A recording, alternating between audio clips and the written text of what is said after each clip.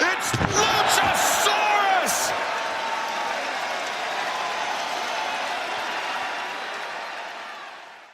The fans are saying this is murder. This is what John Moxley deserves. No way! Pac! Ow! One of the Death Riders! Pac! He's been injured. He's been out for months. What I want is for every single one of you to get on your hands and knees. Even that fat, disgusting guy right there who hasn't seen his toes in 5 years. Braun, Mr. Breaker, you can't say that. First of all, that's a woman. Ma'am, as a full-figured gal myself, we apologize. Are you ready?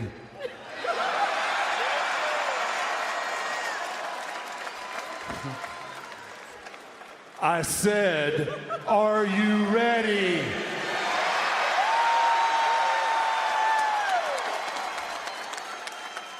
Because it is my esteemed honor to be able to induct you as the first member in the class of 2026 WWE Hall of Fame.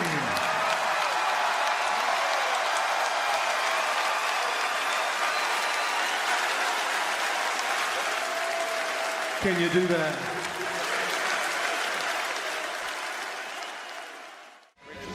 Really feeling it. And the Hucks are back. Oh. Think you can touch me? With your stupid ass outfit? Think you can touch me? You know who I am?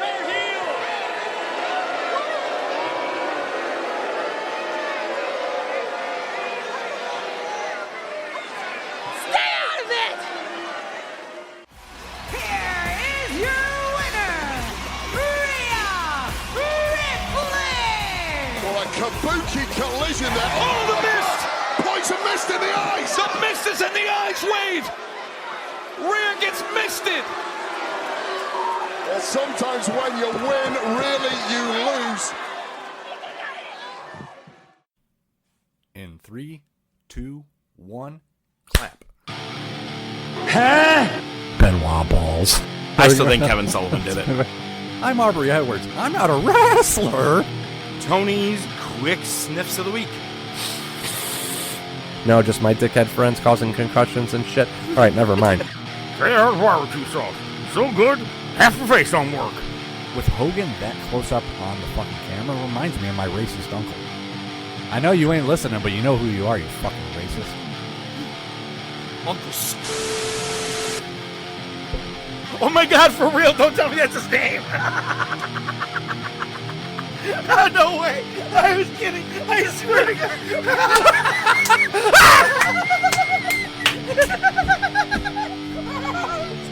It was just the first thing that came to my head. It was the first thing.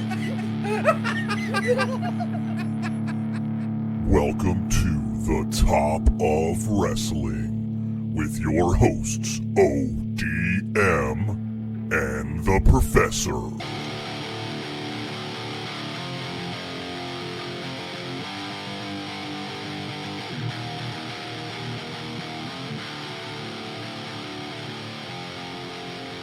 Good wrestling day.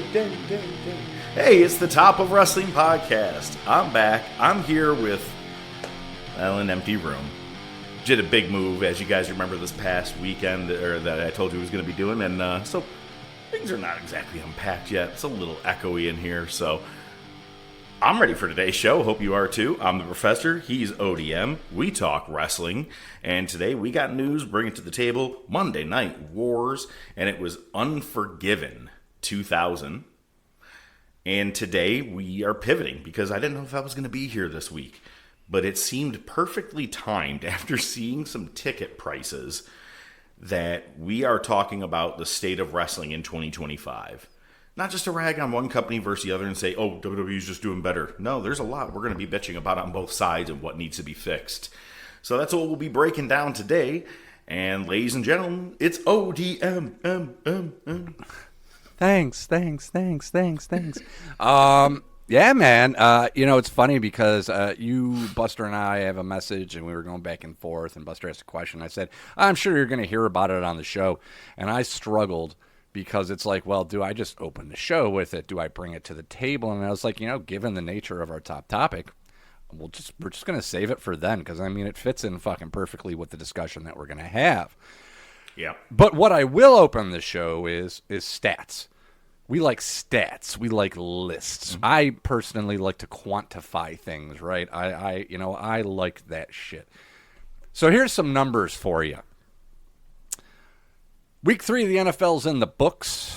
Buster's busting about the Eagles. Fly birds fly, I guess. Not so much the Falcons. Hey, Nightwing. But the Buffalo Bills, they're 3-0.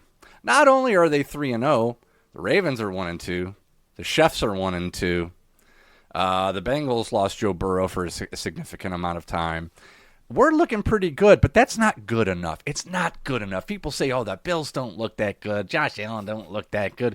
He doesn't have to look that good because you know why? Because not only are they 3-0, in 3 games they've scored over 100 points.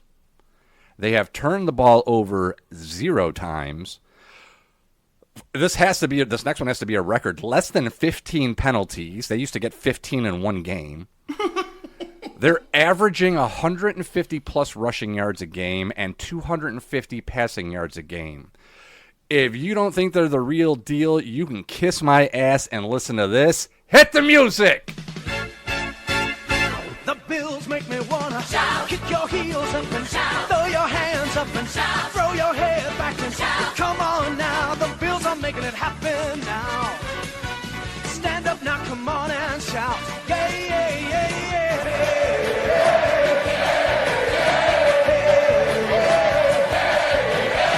Let's go Buffalo, let's go Buffalo, let's go Buffalo, let's go Buffalo. The Bills make me wanna shout.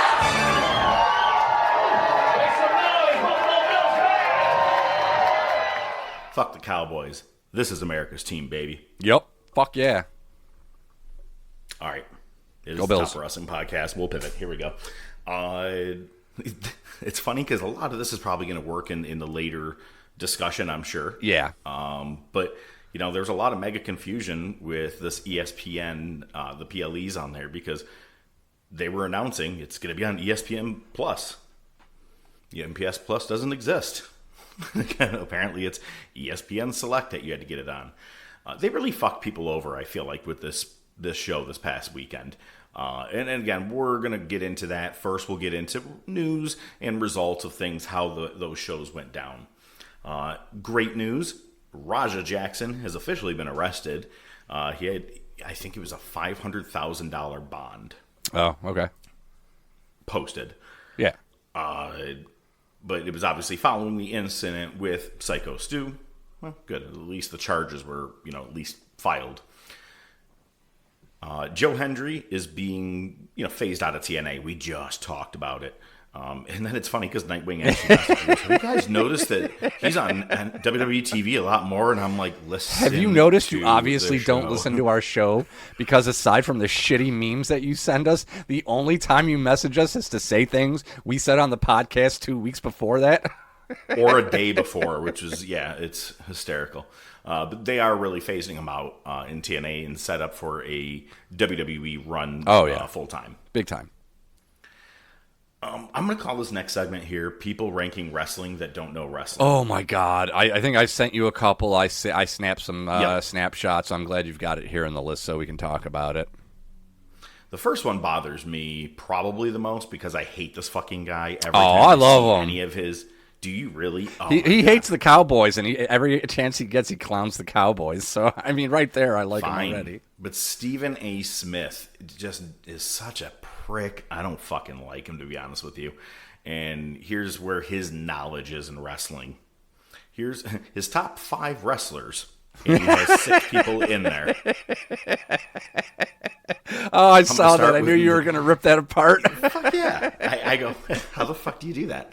Number 5 was the Road Warriors. I go, Marty out with that one. Yeah. Not that they're not good wrestlers. I'm just saying more. Right. With, Wrestler, not one. tag Yes. teams. Yes. Yeah. Number 4 was The Rock. Number 3, Hulk Hogan. Number 2 was Ric Flair. And number 1, Bill Goldberg. I don't know if it was just to do a segment where Triple H and him argued on it on ESPN a bit. Triple H is like, nothing against Bill Goldberg, but when you're talking wrestling and whatever, he kind of argued it. I think it was just a build up to everything working with ESPN. But either way, fuck Stephen A. Smith. PWI, Pro Wrestling Illustrated. Insider, my apologies, yes. The best wrestlers, male wrestlers, in 2025. I'm gonna go in same order. Number 10 was Will Ospreay. Number 9, Mystical, who is in CMLL. The rapper? Is there a rapper named Mystical? Shake your ass! Show me what you're working with. Isn't it Mystical? It could be. I don't know, man. They're all the same to me. Okay. Like some of that, a lot of... What are you trying to say? All those people are the same? That era, all that music sounded the same. Sure. Busta Rhymes, Ludacris. Hey, don't throw Busta in there. And even Luda's got some good songs. See, now you've gone off the rail. I'm going to send Stephen A. Smith over to you, slap you upside the head. DMX. Come on! But... My favorite thing is listening the to reading Cat ream. Williams talk about... there's that too, but Cat Williams talks about, he goes, that's just how he talks. And he goes, we were out and he's like, getting breakfast. He's like, hey, yo, bitch, let me get some syrup. Do you remember our buddy Luke was a bartender at Nathaniel's? I don't know if you ever met him. Maybe. Now, he ended up moving out. I think he's still out there. I think it was at White Plains, near New York City, right? Ran into DMX one day. They became buddies before DMX died. Oh, shit. Yeah. It's fucked up. Nice. So he killed DMX. Yeah, maybe. All right, so back to this. From number 9 being Mystical. Number 8, Seth Rollins. Again, best wrestlers in 2025. Number 7, Swerve Strickland. Number 6, Jey Uso. Number 5, Hiroki Goto. Number 4, Hangnail Page. Number 3 is Gunther. Number 2 is Moxley. And number 1 is Cody Rhodes. Here's what this whole thing is. This is a shitty fucking list. Everybody on here minus Ospreay, Swerve, I don't know what Mystical does, have all just been world champions. Mm-hmm. That's all it is, just everybody who was a world champion. Yeah, and it's not... This is probably, of the 3 lists we're going to discuss, it's definitely the best one. Here's the problem, though. I mean, like, what are you saying when you say best wrestler? Are you literally just saying best in a ring? Because that blows this list right off the fucking water. Because this is fucking inaccurate as fuck. If you're talking overall drawing potential, money making, good storylines, good promo, just the whole enchilada, right? Rhodes shouldn't be on there. Mox shouldn't be on there. Hangnail shouldn't be on there. Mystical, I don't know. Right? So, and Goto, I don't know too much about. So, I mean, that's half your list right there. I mean, so what are you basing it on? If you're just talking, it sounds like you're just talking about the most popular. And even that seems a little misguided. So, yeah, PWI is usually one of the good ones. So, this one, though, is just now. This is funny that you just said we were going to debate this one the most. No. This is the one we're going to talk about the most. This next one. Oh, yeah, I know. No. I said this one was the best one out of the 3. Yeah. Okay, thank you. Yeah. I will give you that. I know the echo's killing your hearing right now, but power through it. Suck a dick. So, Bleacher Report, they had a top 25 women of all time. I'm not going to list every one of them, okay? Because we're going to stop and talk through a lot of these, but I'm giving you the 15. The top 15, because it blew my fucking mind, because the top 15 is actually top 16, because another fucking moron. Number 15, Beth Phoenix. Should be top 5. Hang on. Out of every women's wrestler of all time, at least she's in the top 15. Fine. I'm fine with where you placed. Number 14, the Bella Twins. The other twins, they count as one. Well, they were excited to see the Road Warriors at the Hall of Fame, so. Yo, Nikki's acting backstage was so bad. Oh my God, Stephanie, how are you? And then when when Asuka goes, you're not a good champion. She goes, actually, she's going to be a great champion. I'm like, why are you on TV? Get the fuck out of here. Go away. I would have rather just been straight up Rhea doing that conversation because that's how it's set up anyway for all of that. We'll get there. Number 13, Io Sky, speaking of. Number 12, Paige. And they didn't say Saraya, they said Paige here. Look at man, I just saw a side by side of her when she was drugged the fuck out and what she looks like now. She looks like she's cleaned up. Yeah, that's good. 9 good years for her. sober, Good for I you. guess, or something. She does look good, but that was when the Paige here. Number 11. This is what made me go from 1 to 10. You sent me the top 10. Number 11 is what made me decide to put this to at least 15. Number 11 was Ronda Rousey. Might as well put Jelly Roll on there. Yeah, way to send me something from kayfabenews.com to think he really got in the PWI 500. Okay, number 10, Lita. Deserved. Number 9, Asuka. I'll give you, again, anywhere in the top 25 for any of these women. I don't mean 10 is where you should be. 10, I'm just saying. I'd say. Yeah. No, okay, yeah. Number 9, Asuka. Number 8, Chyna. All for it. Yep. Number 7, Bianca Belair. I don't get the love for her. She's just as decent as every other women's wrestler. I don't think she's fantastic. Yeah, I don't think she deserves to be at 7. I would probably, if and I'm not going to do it on the fly, she might crack the top 10. She'd probably be in the top 15 for me. Thank you. Number 6, Bayley. Okay. Number 5, Sasha Banks. And not listed as Freddie Monet. It is listed as Sasha Banks. Boo. Number 4, Rhea Ripley. Fine. Number 3, Trish Stratus. No problem. Number 2, Charlotte Flair. I'm fine. Charlotte. Number 1, Becky Lynch. Boo. Which is great because ESPN or Sports Illustrated said that she was the best. And that's what she says I think in all they of her did this on promos. purpose, just to give her more cannon fodder. And Bleacher Report says it too. And you saw her promo on Raw. I'm going to get to it. Her backstage one. Speaking of ladies, and one that should have been in this top 15 and wasn't, I believe that she was in the top 20, is Mickie James is set to be inducted into the TNA Hall of Fame at Bound for Glory.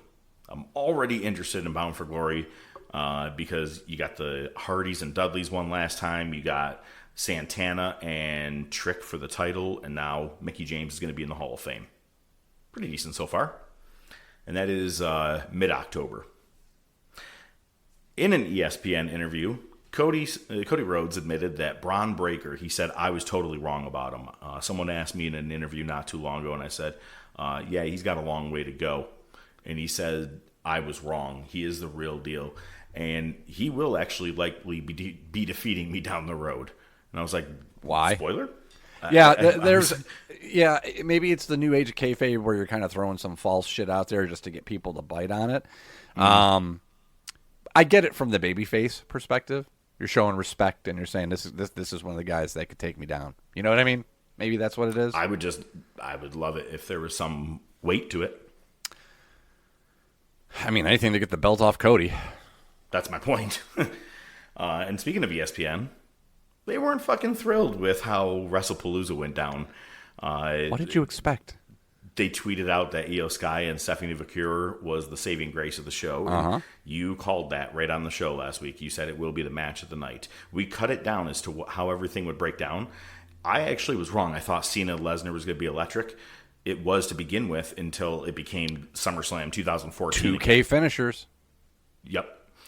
But and I was right about the Punk Rollins and their ladies match with the excitement from the crowd. They were hot for that match. ESPN didn't give that much credit, and it's not because I'm a Punk guy. I'm with you. You said, well, you didn't see it, and we're going to get to it. Sure. What is it in the top topic? Why you didn't watch? Yeah. Okay. And why I say that is because I wanted you to see it because the psychology of that match was fucking dope. I was very happy with it. And just before pressing record, it was set that John Cena and AJ Styles are going to go to Perth, Australia, and face off one last time at Crown Jewel. Awesome. Great trilogy of matches they had. Yep. With TK's quick sniffs of the week. It's not even anything he did. Fitting. Well, it is. I take that back. It is something he did. But people within WWE apparently are referring to him as Snowman. So I love it. Yeah, it's funny because Buster sent us that, and he goes, "You don't even need to click the link." And I go, "Yeah, no, that's all I needed to see." Pretty self-explanatory. Yeah. So last week it was kind of part 2 with the NXT Homecoming, and HBK and Triple H are in the ring, and they're both teasing basically like a return or like a coming out of retirement in wrestling, and Triple H is like, I can if I need to. And I was like, we're laying the groundwork for Saudi Arabia. Everybody's getting their payday in, just like we talked about last week. They were standing there like they were hostages. Still the best fucking thing. That was great. Shayna Baszler was on the show. She made a shocking return. Wasn't she released? She was, but yeah, I think she's been helping produce an NXT, which, you know what? I've always been a big Shayna Baszler fan. I thought she should have been a world champ, at least for a short run. So if she's back with the company and gets some input, good for her. I'm happy for it. She caught the ring psychology and got all of it down. She did a way better job than Rousey did. Oh, fuck yeah. And she did great. So yeah, if she can turn herself in from an MMA fighter into a pro wrestler, she could do great things helping people. I also saw that Pete Dunne has been doing a lot of helping with producing as well in training at NXT. Butch. Jesus, how did I actually forget about that? We tried our hardest to forget about it. Wednesday morning, when our show released, a shitload of TNA wrestlers just started writing all these things like, we're sick of our belts being over on NXT, all of our wrestlers doing this, that. It was all these tweets. And they're planning a takeover, it seems like. And on last night's show, it was set to have Mike Santana and Moose. I like it. Hey, This is cool because this is really actually 2 different companies. Yes, WWE, owns. Do they? No, they don't own TNA right now. No. But this is cool. I'm all for this. I like 2 companies working together for something cool like this. Invasion angles historically haven't always played out the best, but it's still an intriguing storyline. So absolutely. I'm all for it. Did you purposely leave the one thing for last for NXT? Did you skip over it, or did you purposely save it for last? Oh, I totally forgot it as I was talking about that. My apologies. Because we switched over and I said they all stood there like hostages, and I forgot about it. During the middle of it, of them doing all this, all of a sudden here, gentlemen, and out comes William Regal. Huge pop. And he's like, let me get to it. I'll say it. Yeah, I say it. You don't say it. That's what it was to the crowd because someone had said it. It was so fucking good. And of course, he said, War Games! Which is funny to say it. Well, you know what, man? Kind of makes you wonder. What if this year they don't do War Games for WWE, but they do them TNA. For NXT? Yeah, TNA, NXT. I'm down. I'm down. Fuck yeah. I mean, the original first 3 War Games that were in NXT were solid. Mm-hmm. Loved them. With Undisputed Era, you had Pete Dunne, War Raiders, Ricochet at one point. Sanity was in one of them. Ciampa, yeah. Oh my God, Sandy one was such a good one. There was 3 different sets of teams. Yeah, so I would let them do it. Let them do an NXT and TNA one. I'd be all for that. So really getting to the main results, this past Saturday, we had 2 shows. And I gotta say something. In the end of the day, why did AEW even move their show? Because, well, both sucked. But I don't think it made a difference. You know what I'm saying? And here's why. Just listen to this. This may be one of the worst AEW shows that I have watched in a long time. And it's hilarious because all I saw the next day was everybody saying how much better All Out was than Wrestlepalooza. first of all, let's take a second to judge this. I kind of agree, though. Hang on. Okay. WWE's was a major fucking letdown for popcorn supposed to be fart. 100%. Oh my 100%. God, yes. But you're talking about what? 5 matches versus 21? And All Out. So it was 10, but then 11, 12, 13, 14. 14 other matches. There you go. Or 4 other matches that were on the pre-show. So 14 in the night. Also, All Out is one of AEW's big pay-per-views. This is Wrestlepalooza, which, if I'm not mistaken, last week or the week before, I said was basically going to be Saturday night's main event. Oh, fuck. You really did, actually. No, you said something else was Saturday night's main event, and I said it was better than that. It was the one where... The last one? What was the last WWE show? I don't remember. I don't. But anyway, but then my favorite one was I saw that boy making fun of WWE tribalists and how much better All Out was. I'm like, what did you expect? Look, okay, I will say I'm not, again, I texted you this exact wording. Both shows sucked. Oh, yeah. You sure did. However, if I had to say one was better than the other, there was one that was better than the other for more matches, variety, and I can understand that, but the other one was content. It was what it was. It was a pop-up show to get some hype up, get the eyes on the high-end talent and nostalgia and all that shit. You know what I mean? It was a pop-up show. But I wouldn't say it was vastly better. It was just a show that was happened just to better. be different. Yeah. It was just better. I like that. Okay. I'm going to blast through this because the first 4 I didn't watch. I didn't bother, but they are the results. And they weren't a part of the main show, but the main show was 3 minutes shy of a 5-hour-long show. Why? Because just as Brock Lesnar hit the ring, Paige and Felcher were beginning their match. They were trying to extend their time so that people would be like, well, I can't watch. This is the funniest fucking part, is that people watched both. Everybody who wanted to watch, they were like, oh, I'll either watch it on a tablet and the other on 2 TV screens, this, that, whatever. You know what I'm saying? Like, people still did what they wanted to do. They weren't going to choose one over the other. And that boy watched both of them. Mr. Tribalism, you know what I'm saying? Like, he watched both anyway. But I did too the next day. Anyway.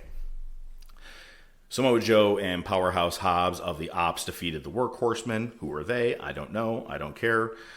Daniel Garcia, who is now in the Dick Riders, defeated Katsuyori Shibata, Hologram, and Paragon, which is Roderick Strong and Kyle O'Reilly. That's like their 4th or 5th tag team name of this year.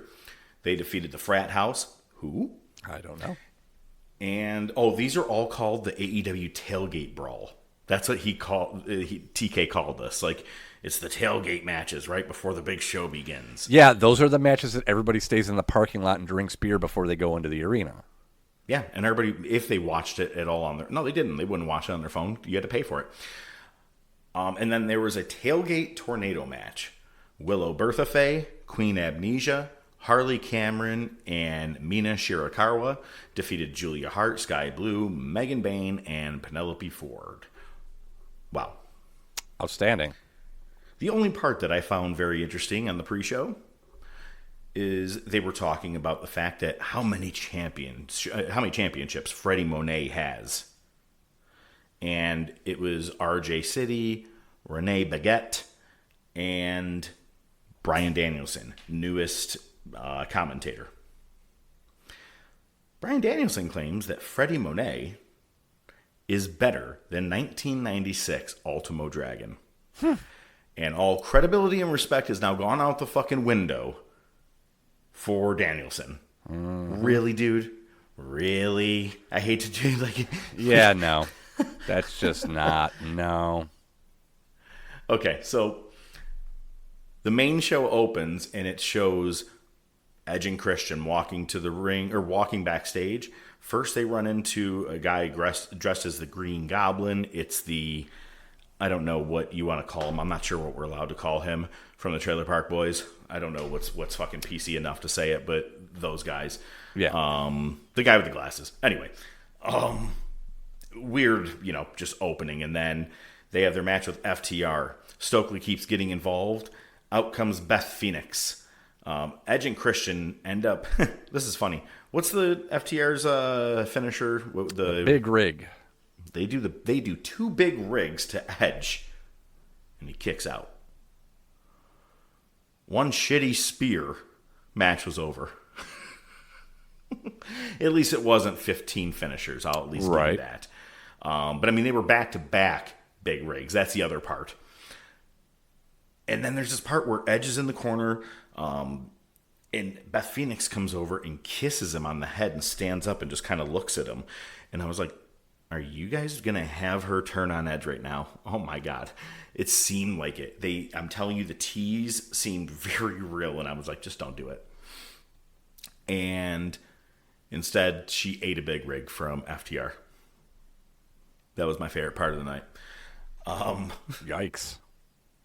Next match was Big Bill with Brian Keith, which is funny. Last week I was talking about Big Bill, and I go, when he used to tag team with Cass. I heard it while editing, and I was like, you fucking idiot. I knew I meant Enzo. Eddie Kingston comes back, coming out wearing a shirt, Claudio sucks eggs. Love it. Good to see you back, Eddie. And the match was okay. It was fine until the finisher. Eddie goes to hit his spinning back fist, which is funny for the height of Big Bill. Yeah, no shit, right? Over Big Bill's head, because he was kind of hunched down. Missed completely. Tony Schiavone goes, oh, missed that one. And pin, 1, 2, 3. When I tell you, I actually laughed out loud to myself when I saw that. I go, that was fantastic. What's it? Brian Keith and Big Bill start beating down Eddie after the match. Hook comes out, makes the save. Yay! Hooray! The Tables and Tacks match. Mark Briscoe defeated MJF. MJF had a very busy 24 hours. He actually faced Mystical at CMLL in Mexico, then had to get on a plane, go to Toronto, and did the thumbtack match with Briscoe. That's cool. Good for him. I'm just saying, I'll give you a little bit of credit when I mean, that's 2 matches in one day, technically. 3 countries. 3 countries. Because he's an American. Anyway, he came out wearing a shirt that says "White Collar Wins." Obviously, it's a dig at Mark Briscoe with who he is and stuff. But I was like, just kind of probably bad timing overall. It was basically trying to get the same heat you would from the Dusty Sucks Eggs shirt. Fair enough. And Bryce Rimsberg put up a post in the background, or on his thing or whatever, afterwards, where both of his shoes were completely filled with thumbtacks. Yeah. The whole ring was thumbtacked. They had buckets of them. Way to put your money into things, TK. No one won money in this pay-per-view. Oh, damn it. I'm kind of mad. I wanted to see who was going to win like $500,000. The Demand. That's what the Gates of Agony and Ricochet are. They call themselves the Demand. They defeated the Hurt Syndicate. MVP was pretty over because he's still got it, you know what I mean? He even did his ball and move, and people were happy with it. Freddie Monet defeated Riho. Unfortunately, you were wrong. Okada didn't defend all 3 titles. It was 1 match. And the funniest thing is, it's Mascara Dorada. I thought that Beast Mortis was going to get in because he's been finger banging Freddie Monet, and he actually lost that match on Dynamite, and this guy got in there. And also Konosuke was in this match as well. Okada retains. Coffin match. This was fucking silly. Jon Moxley defeated Darby Allin. We had forks in the ear. Not even just like on the eardrum. Or like on the earlobe. I'm talking like straight into like the fucking canal. Danielson, because he was on commentary, hands Darby a plastic bag, who starts choking out Moxley to the chant of, "This is murder." what did that boy say? Vastly better or greatly better, whatever the fuck. Yeah, who the fuck cares? This is garbage, little garbage match. And Pac returned, who was in the Death Riders. He was out. I think he had I can't remember what he hurt. It was on Dynamite, I think his knee at one point or some shit. He cut his hair, and I don't like it. It's like, haven't seen it. Look it up while I'm talking right now. Right, Pac All Out 25. It's just really, I don't know. It's like a weird bob. Does he look like a Karen? Not really, because his hair is kind of curly. Yeah, no, I see it. It's not that bad. He's also balding a little bit. He looks like a British thug from Blackpool. So I mean, that's not terrible. All right, whatever. Whatever, man. I said that there was no way Toni Storm was dropping her fucking championship. Bro. And I don't know how this happened. Were there crickets in the crowd after she fucking won? So 100%, because it came out of nowhere with a quick hit and a pin. It was an underwhelming finish, and the crowd was even more underwhelming. They were like, what? Oh, you guys really put it on this bitch? Yeah, and why? She's going to tear her other ACL in a week anyway. Yeah, so she defeated, obviously, Toni Storm, but Jamie Hayter and Thelka. Absolutely no fucking pop at all. No one cared. Toni had some questionable goddamn makeup. Okay, before we get to that, I gotta say the one thing that I liked was Thelka did the spider thing. And Toni Storm comes in and just stomps her in the cunt and is like, I don't like bugs.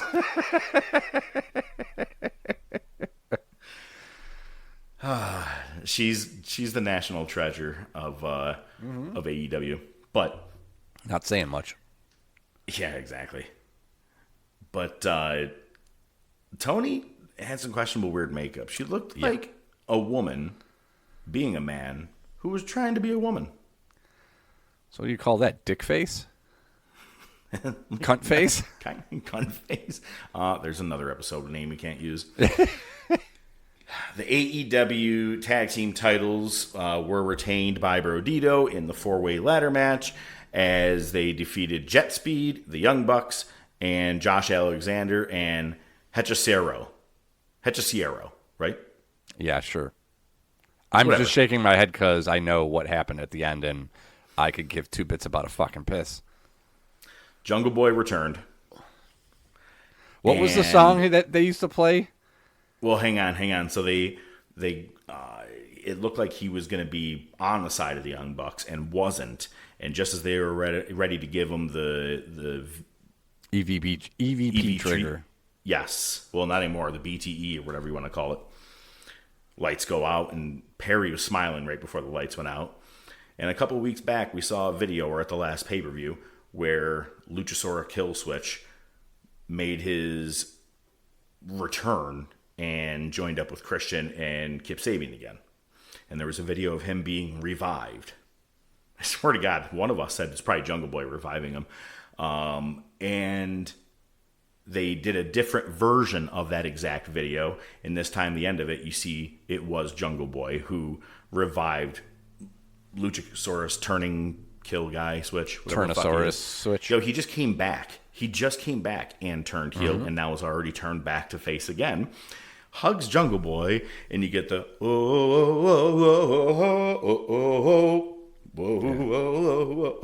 yeah, I'm trying to. No, I'm thinking of a different song. I think. Never mind. No, the one I just did. Yeah, it sucked. Yeah. Either way, the crowd it's probably the echo. Mildly entertained with it. Yeah, well, probably popcorn fart right after the Statlander winning the title. I saw that and I was like, "What? Yeah, no, why? 100%. First two words out of my mouth." And then we see backstage Darby Allin basically puts Jon Moxley on fire, tries to light him up on fire. So good for him. Sounds about right. And in a match, I guarantee the only nut I have left, Dave Meltzer is going to give this a 5.5, most likely. Adam Page retained against Kyle Felcher. Now, even at the end of this show, I was like, something big's got to happen. Do something. Have a return. Something. Because you are officially in the middle of Cena and Lesnar or already into another part of this thing. So if you were going to end it big. Nope. Just Adam Page won the title. Or kept the title. That's it. Goodbye, folks. Thank God. 5 hours later. Wrestlepalooza in Indianapolis. New videos, signature video package. It's you know what, I kind of like it because the other one, if you really listen to it, it always began with boom boom boom, and it sounded like the beginning of Roman Reigns' music every time. Oh, yeah. It's probably good they changed it up a bit. Brock Lesnar defeated John Cena in a fucking squash. There's a sign. He shouldn't be here, and we know why. I don't know if they were all Make-A-Wish kids or not, but he came out with like 50 fucking kids dressed like him and everybody doing the you can't see me wave. Say what you will, man. He does a lot of shit for kids. So sure. I thought that was kind of cool. I'm like, I would have loved to.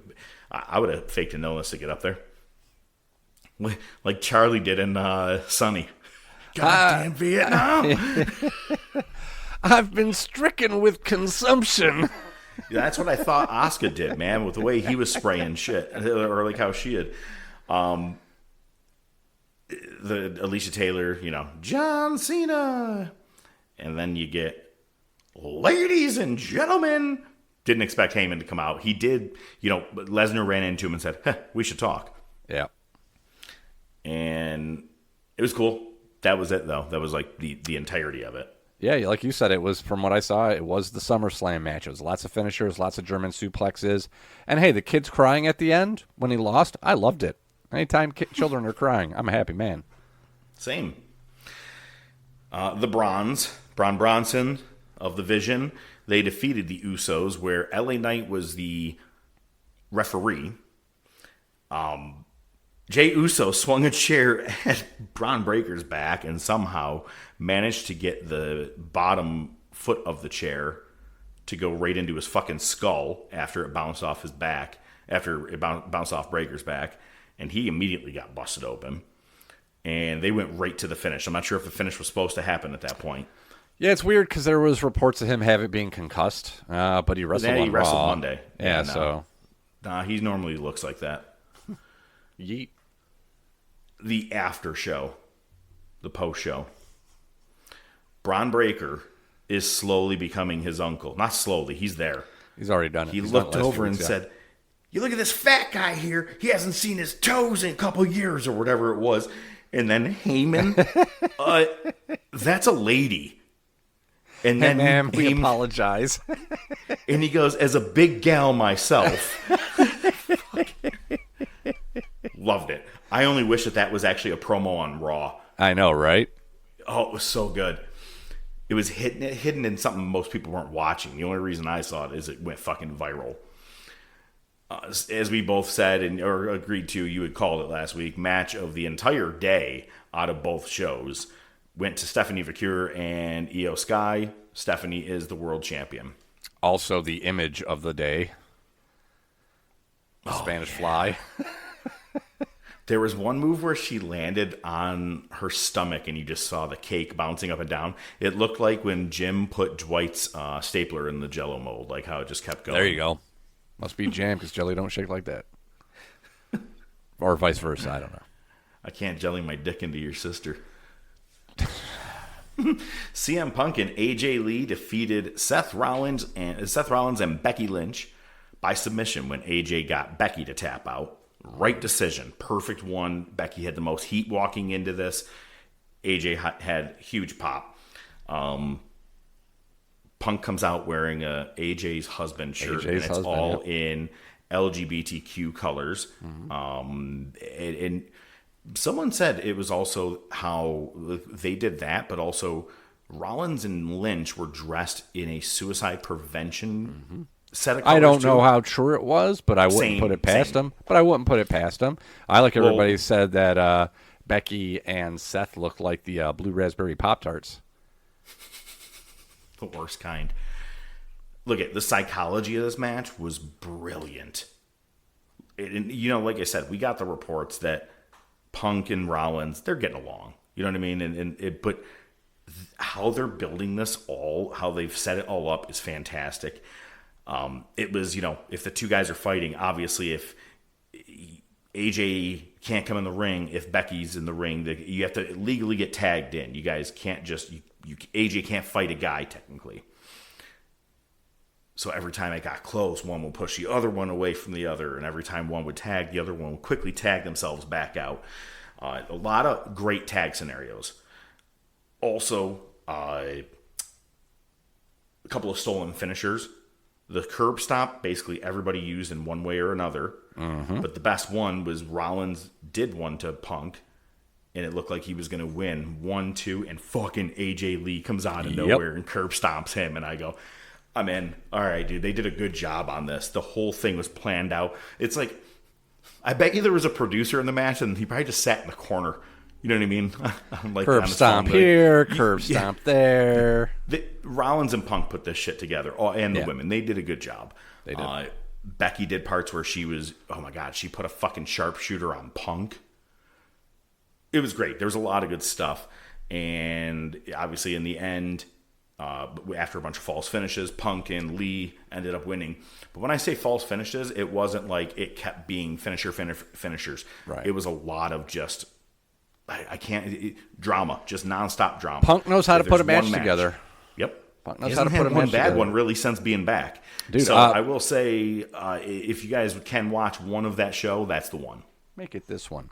My favorite part was at the end when they're celebrating. Punk tells AJ to get on the turnbuckle and face the crowd. Just stares at her ass for like 10 seconds, like, mm-hmm. There's also a video of after she was walking away. He was walking up the ramp where his hands are like, I just want to grab her fucking ass. And then he goes, oh, never mind. And just like goes right back. PG pal. Ladies, get yourself a man that looks at you the way Punk looks at AJ. Yeah. I watched a video of him talking in an interview. I think they did it on SmackDown. And he goes, he's like, I'm extremely proud of everything she does. He goes, but, I want her to come back selfishly because I wanted to see what she did. Because a lot of the girls that are here now were AJ Lee fans 10 years ago. So I just thought it was really cool. Like the video package they did with that interview was good. I watched someone almost get set on fire in AEW. I watched someone take a fork into the eardrum. I watched Jungle Boy hug a dinosaur. Thumbtacks. Yep. Plastic bags. But nothing was as bad or as cringy as the most awkward moment of the night. When Undertaker comes out to American Badass on the motorcycle. Stephanie's at ringside. Squinty. Yeah, you're doing it right now. Squinty face. When you say gracias to the Mexican waiter. It's still one of the best memes of all time. So then Taker just hops over, goes, "Was a seat available?" She goes, she had no idea, obviously. Yeah, but he was like, but because she didn't know, Taker's not exactly Mr. Improviser on the microphone or like he dragged it out too. Oh my, it was horrible. How long have we known each other? A long time. Since you hung me up on the cross on Monday Night Raw. She had said something like that. That would have been fucking great. I don't know. Since you fucking stole me and married me, and all that shit. And then just, he's just, we've been through a lot, haven't we? Yes. She looked uncomfortable as fuck. Yeah. And then he says that she's going to be going into the WWE Hall of Fame.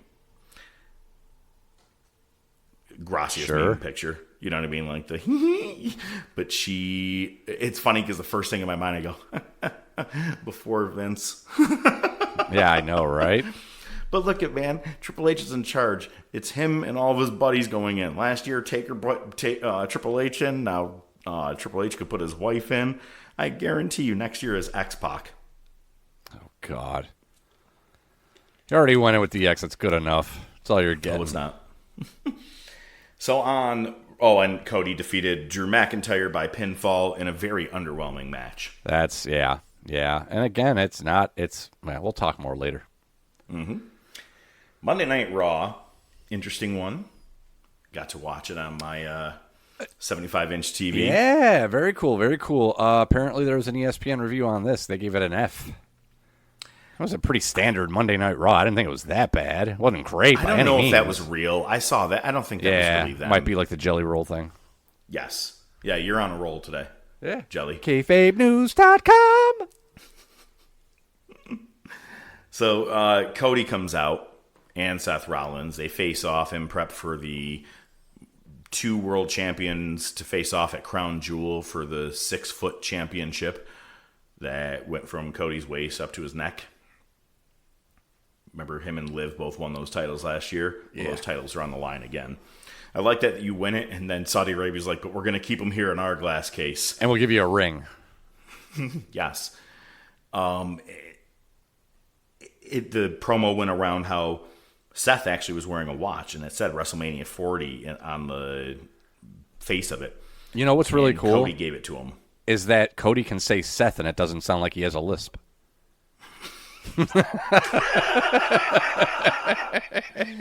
Don't make me laugh. There's too much Seth? There, man. Steven?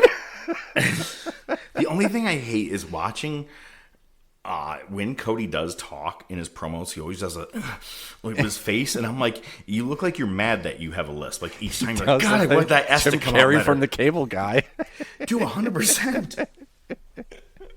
It's just skin, Steven. Penis. Nipple. Anyway, so they're going to have a match. And I did like how... Didn't Cody take all 3 of their matches? We know we won at WrestleMania. He said something about that in the promo. He's like, oh, you're saying this about me. He's like, I got a couple questions before I go. How did our matches turn out, and how many did you win? And it's funny because Mrs. ODM was in bed with me. We were watching it, and she just goes like this. She just holds up the 0. I'm like, yeah, even you know. Nice. There you go. Back together for a month. Jimmy and Jay were already arguing about LA Knight. Yo, Oos, I was going to get us a tag match against the guys tonight. You want to go ahead and face LA Knight? Huh? Penta and War Raiders versus Grayson Waller and the New Day. It was what I thought it was going to be. It was very. I actually thought it was decent for it being it was like a no holds barred type match. Yeah, pretty much. The ending with Waller taking the Avalanche Mexican Destroyer. Man, that was sick. That was filthy. I was hoping he didn't do it. I know. 2 weeks in a row, Penta has hit some good ones. Last week was Kofi Kingston. Yeah. Yep, and then this one on Waller. It was 2 weeks in a row. Solid. I was disappointed because afterwards, Mama said she didn't like Penta. I was like, wow, gonna have to reevaluate things.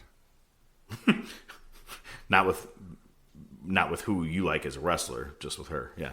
Anyway, Dirty Dom goes backstage. He's like, guys, I need some help with Rusev, man. And everybody's like, you said last week you got it. And he goes, come on, JD, I promise, man. It helped me out. It turns out he's just getting him set up so he would face Rusev later tonight. Did you notice, so usually in their clubhouse, they have the TV where they're playing 2K? Yes. Did you happen to see the match that was on the TV in the background? Dirty Dom versus Finn Balor. Nope. No, not Finn Balor. Who was it? William Regal. Oh. Didn't even catch that. I thought it was Finn. Oh, no, wait. No, but what's funny is that they have that there in the background, and Finn was playing on like a PSP or something. Yeah, it was weird, yeah. They still make noticed those? that. No, what they typically make now is shit where you can put your phone in it, and it's like a PSP. I don't fucking know. Yeet. And it's funny because then Roxanne's like, you need to do it, and JD's like, for the pussy, I will do it. I will do it. So, best part of my night, watching this on Raw, I laughed out loud and actually rewound it because it made me laugh how this exchange went down. Mm-hmm. Last week, we didn't get to cover Raw because of when we recorded, but Bayley returned and was all excited. Hugs Lyra, hugs Joe Tessitore, everybody at ringside. And then backstage, which is the Bayley hugger thing, right? And then backstage, Lyra comes in. She goes, hey. And Bayley goes, what the hell were you doing out there? Why were you in your match? I didn't think that there was idiots still in this world, and you're still here, idiot. You idiot. She is doing a bipolar setup where she's both. Brilliant. Love it. Because she is pulling it off. She's doing the snap mode where she did later in the match. But my favorite part was she goes, oh my God, hey, Lyra, it's so good to see you. How are you today? I was wondering if you want to be in my corner tonight. Lyra goes, what? And she goes, huh?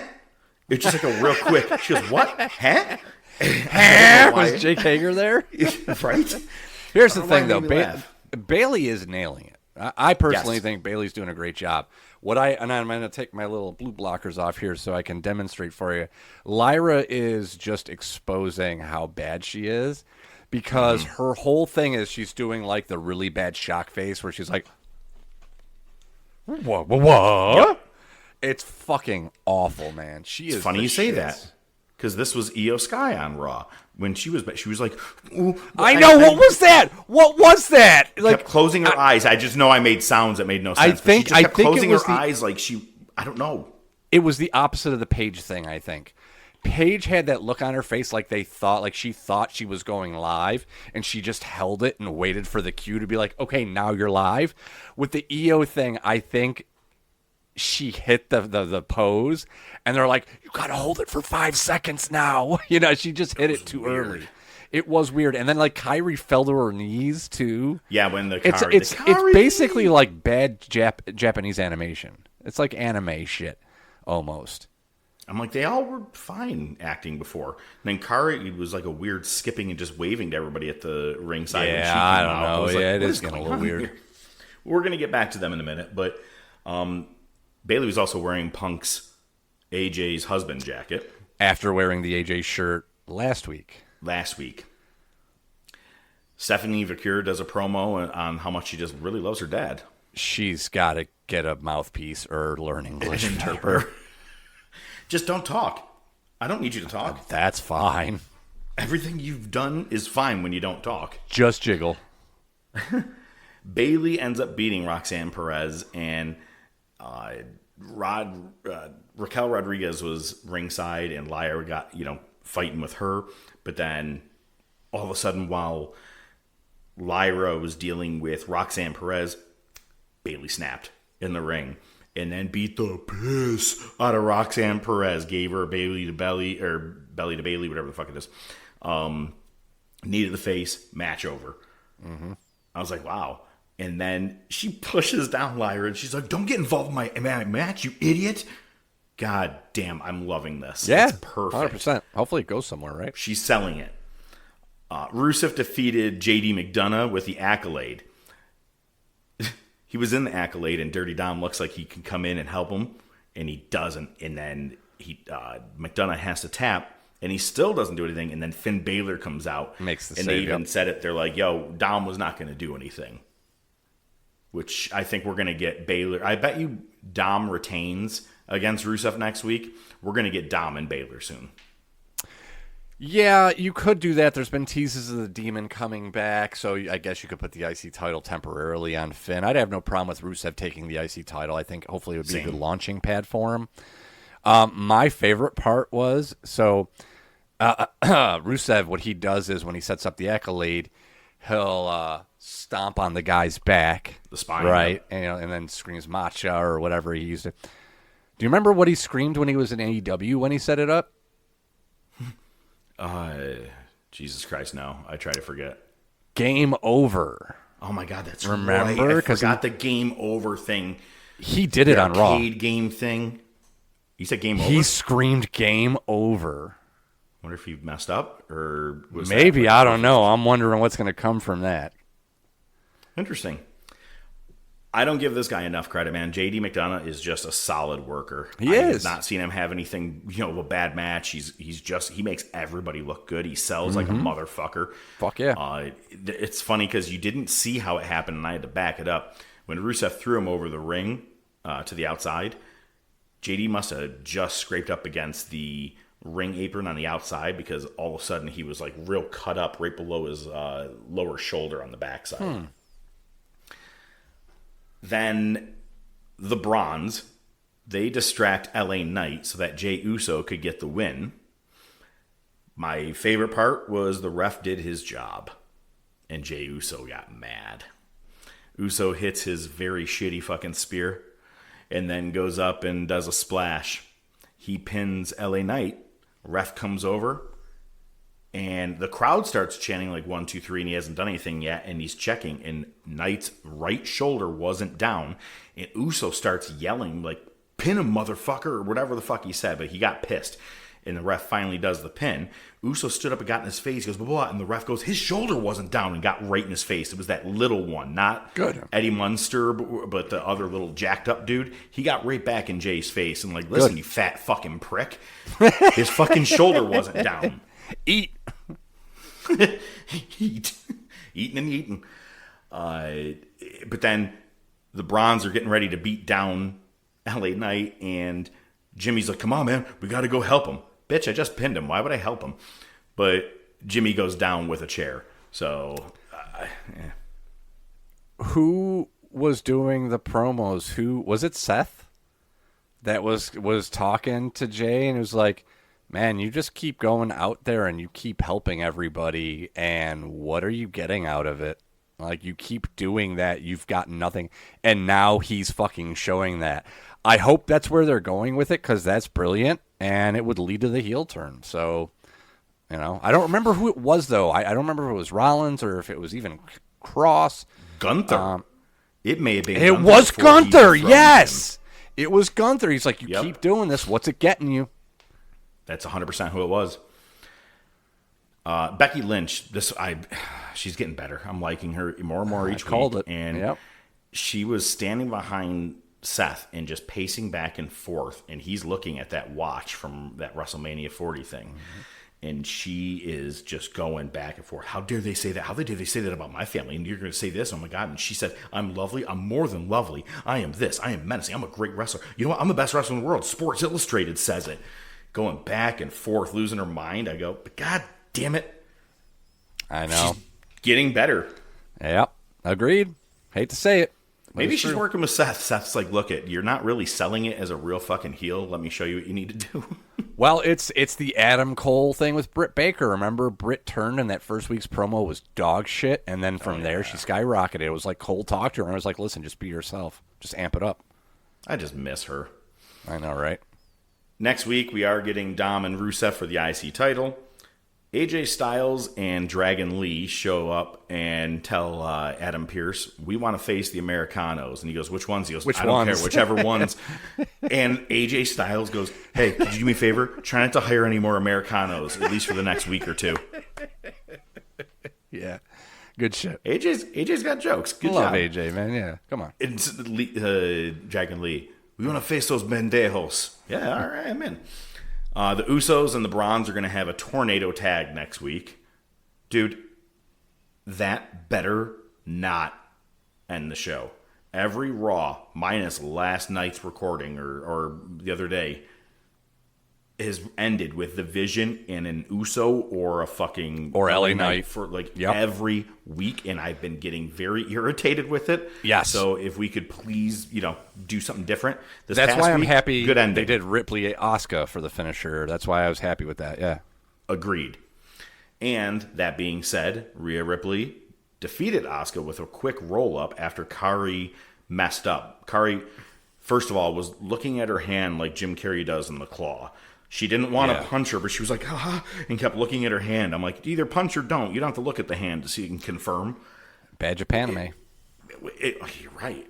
And then she finally goes to swing. Ripley stops her. Asuka knocks down Kari, saying, roll up. Immediate missed right in the mouth. Because what that was perfect is Kari was walking around the ring looking like she's going to punch her. So Asuka had a moment to take the capsule. Or 70 of them, because she painted Rhea Ripley's entire fucking body green. Looked like She-Hulk. It's kind of hot. Mm-hmm. And they start beating her down. Io Sky comes out. Kari Sane again, after she just was like, I don't know if I want to hit Rhea. Then she starts punching her. I don't know if I want to hit Io. And then does. I'm like, Jesus Christ. it was a good turn. It wasn't a heel turn. It was turning on your partner in damage control. So I thought it was pretty good. One last thing I want to say, and I will turn it over to you on that because I see you're raising your hand. I'm calling it now. This next PLE, it's in Perth, Australia. Tag match. Rhea Ripley and Io Sky versus Kabuki Warriors. Likely is what it's going to be. And they're all... Oh, no. Never mind. That's Saudi Arabia. I was going to say, and they're all going to have to be clothed neck down. Yeah, I know, right? Nope. Yeah, which is hilarious. They're taking one of the Saudi events and putting it in Australia. Fine, whatever. What I love the most about this is not just the obscene amount of mist that was used. And Asuka didn't hit it well. Like Muda always did it very fluid, I thought Nakamura did. Asuka usually does it pretty good. She paused. It seemed like there was a big pause there. I don't know why. She's probably getting one last loogie out of her throat. But yeah, I guess so, right? She fucking almost swallowed all that shit. So... When they were going off the air, Rhea's selling was fantastic because you can see her squirm around and she's like, "Somebody get me some water!" She's screaming and she's like, "Ew!" Her selling was just fucking fantastic. Yep. There's a picture of her with a fan outside after the event, and everybody's like, "Yo, this bitch drove home like this or back to the hotel." Right? You couldn't hop in a shower. Right, could you imagine being like the hotel clerk and you're like, what the fuck happened to her? Could you imagine Buddy waiting for her? Like, baby, what'd you do to your face? I kind of like it. Did you go out with the Green Goblin? Frog tonight. Look you did kind of call me out about it, but then I was fucking persistent. That's why I laid off. Yeah, no, I know. But then Buster ended up, and you called it out again in the goddamn show write-up. Description, yeah. Buster goes, yeah, Emmanuel Lewis was on... Webster. No. So Emmanuel Lewis was Webster, Gary Coleman was Different Strokes.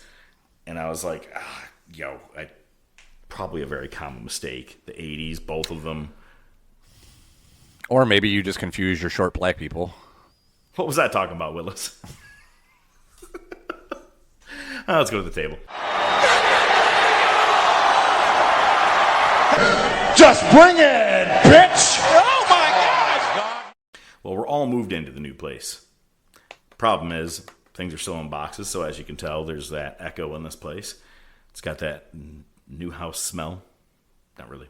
That new teeth smell. We used to have that as an episode name. New teeth smell, yeah. And if you had helped out, if you came out where all my stuff was in storage, you would have walked away with something great because I couldn't get it to move. I had no gas in it. My snowblower, it had 8-year-old gas in it. Wasn't turning over naturally. Oh. Yeah. Well, but it also, the one downfall, this was a fucking free snowblower to me years ago. Problem is, the rim is like just a touch bent. So every time you have to snowblow, you have to pump up the one tire. Oh, okay. Just ahead of time. And it stays solid through the whole thing no matter what. I used it in Webster all the time. Problem in Manuel Lewis. But the problem is, again, you have to pump it up every time. But because it was flat, it was extremely hard to roll this thing with zero gas in it. We're trying to get it over to the U-Haul. And my brother-in-law is trying to help me, and I'm looking everywhere, and it was stored at Bose. He's in fucking Ireland at the time. Everything is locked up. Except, we were able to get into the garage because we have a key in the back.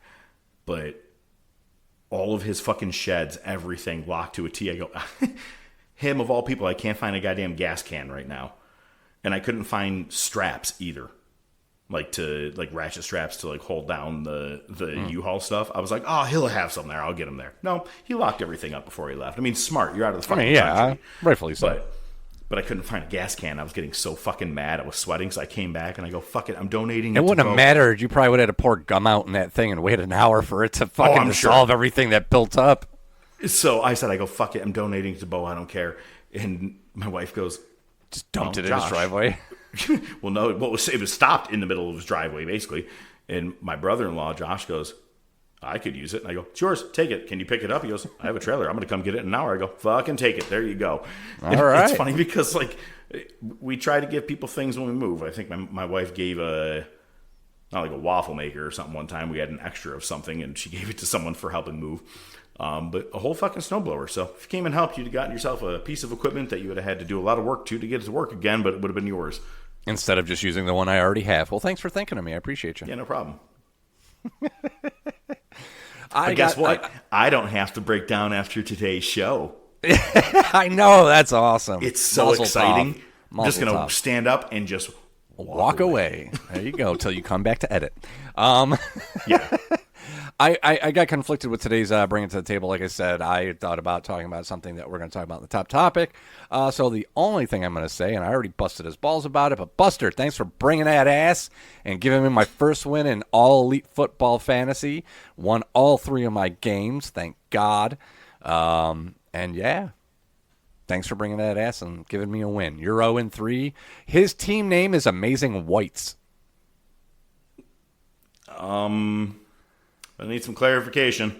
Yeah, I did the same thing, but it's hilarious because right before we started recording, I saw a meme, and it was talking about the Giants running backs who are both white, and it was a sign over a wine store where all the white wines were, and the sign said Amazing Whites.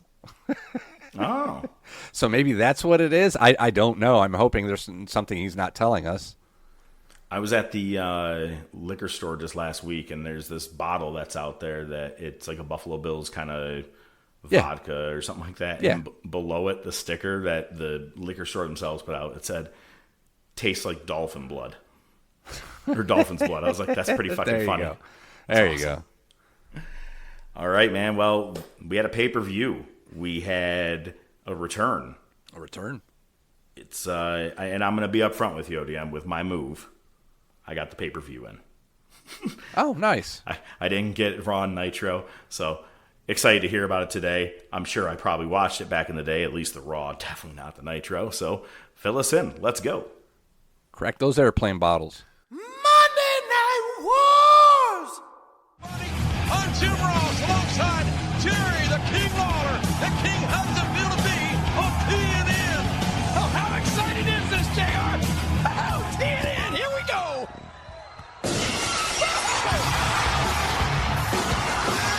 What better way to start off this first broadcast on TNN with the return of the incomparable rattlesnake, Stone Cold Steve Austin, who raised considerable hell as Unforgiven and King of Rattlesnake's investigation as to who ran over him in that vehicle last November is still underway. Oh, you got that right, Jay. It was 25 years ago today. Unforgiven 2000. I do like when things land right on the date for us. It's, looking right back 25 years to the date. I love doing the wars sometimes because we do get to see some fun shit, bad shit, and some matches that are kind of, what do we want to call them, forgotten. Kind of like the tag match in this one, the tag title match. They face each other so much, sometimes you forget about some of these classics. But as DX likes to say, suck it, or break it down. What happened for Unforgiven? All right, here it is. The short version. Fuck it, my USB broke. Okay, don't get mad. Probably wasn't off. even a USB port. Probably putting a square plug in a round hole. Wait, so you can't put USB into the HDMI? Is that what you're telling me? It's probably the eSATA. While I'm talking, look at the side of your laptop. I bet you that's an eSATA connection. I'm not even lying. Unforgiven 2000. It's a John Cicada. Unforgiven 2000 was in Philly on September 24th, 2000. Dudley's and Acolytes versus Right to Censor win. Triple H was Stephanie. Stephanie's concerned about Triple H's ribs, got hurt on SmackDown. Stephanie apologizes for butting up to Angle. Kevin Kelly's in the garage waiting for Austin. We get Lawler versus Taz in a strap match, and it's the arrival of Raven. Coming over from ECW. Almost as big a pop as Austin. Okay, maybe not almost as big, but still a big pop. DDT to Lawler, Taz mission. Lawler passes out. The ref calls it. I guess bypassing the 4-buckle rule. Austin arrives, attacks Kevin Kelly. Cole takes Lawler's place on commentary. Next, you get your hardcore invitational. It's Al Snow versus Crash versus Test versus Saturn versus Funaki versus Blackman. It's a 10-minute match. The title can change hands as many times as it needs to. Blackman ends up getting it with 1 minute left and survives. Kurt Angle runs into Austin in the back, offers a handshake, gives him an honorary gold medal, puts it around his neck. Austin says, I'm going to store it in a real nice place, up your ass, and beats the shit out of Angle. Next, you get X-Pac versus Jericho. This is, I think I said it a week or two ago, this is, I think, the origination of X-Pac heat. Everybody's burned out. Nobody cares. Jericho wins with the walls. Austin goes to see The Rock. We get a big pop, face-off. They shake hands.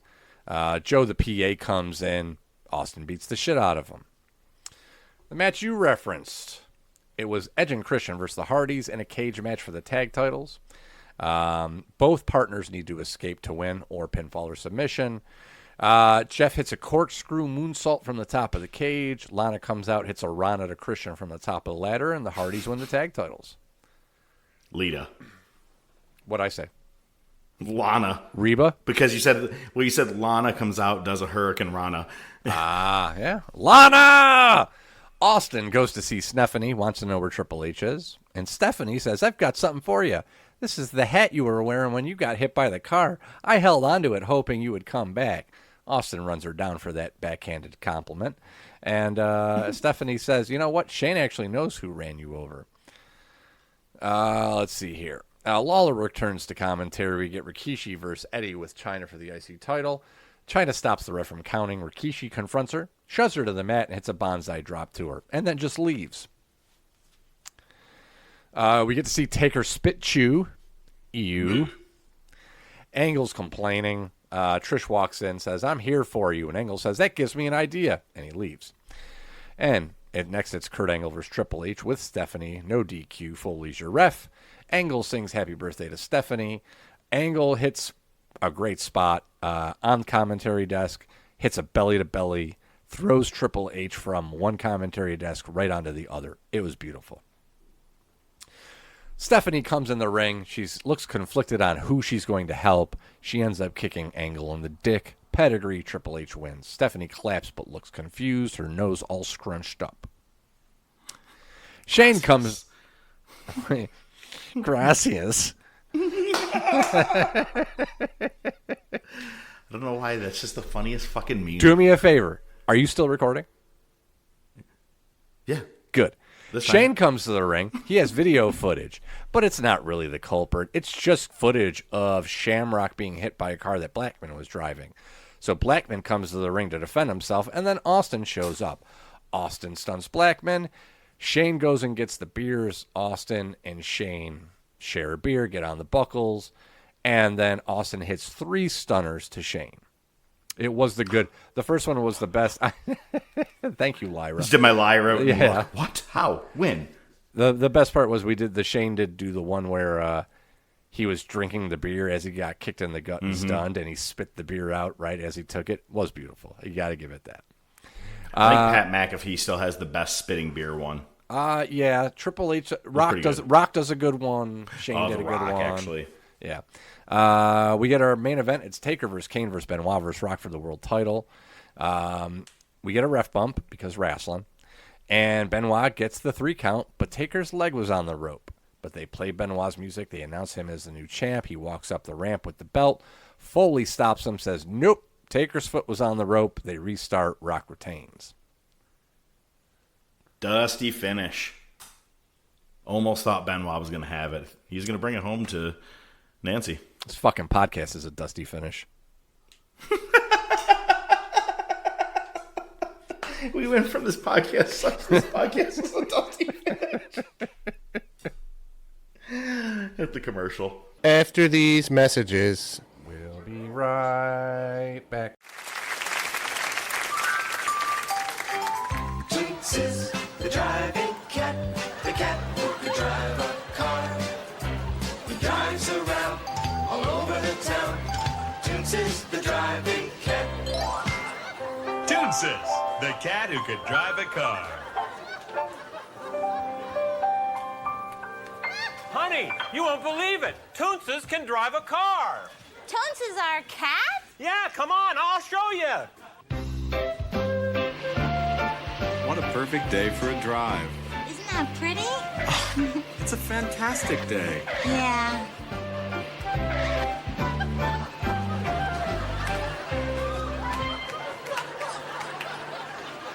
See, I told you he could drive. Tones, look out!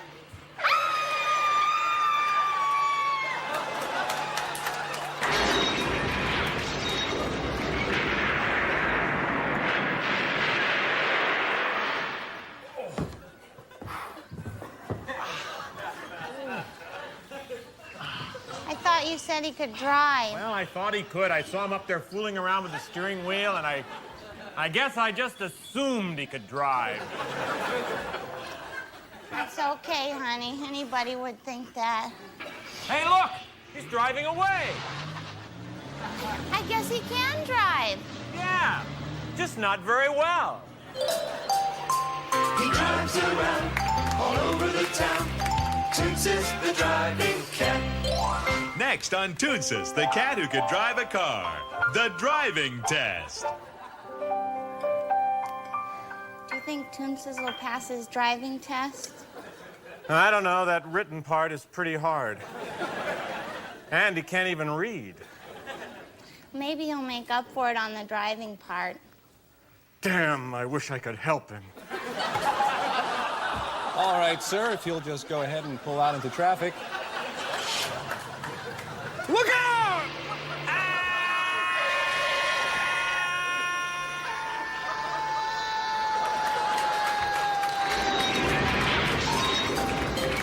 Toonces the driving. How does he reach the pedals?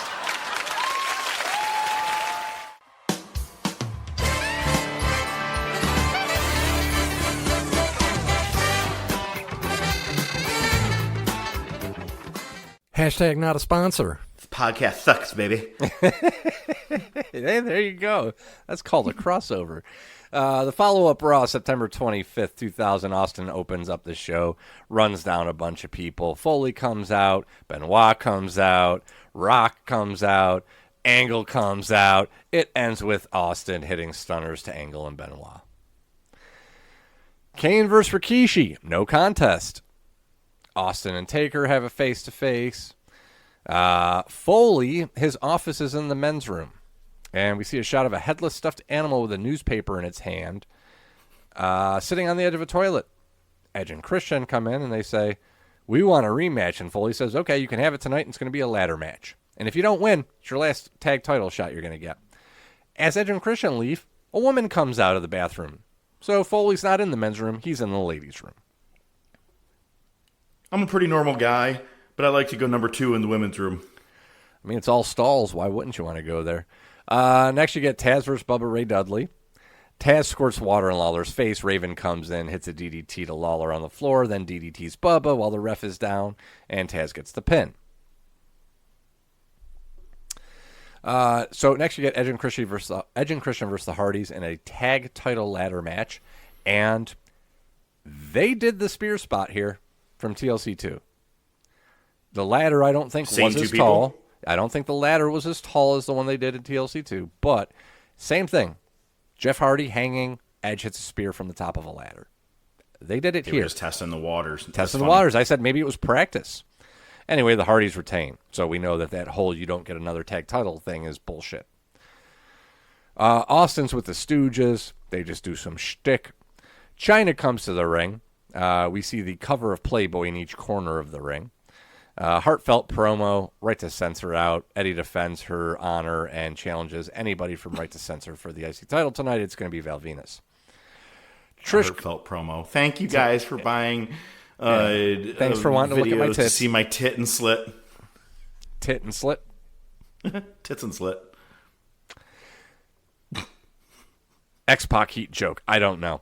Trish Stratus goes to see Kurt Angle. Trish says, hey, you know what Austin did was awful, and do you still have that honorary medal that you gave him? Oh, yeah, it's right here. She puts it on. The medal lands right in between her tits, and that gets Angle's attention.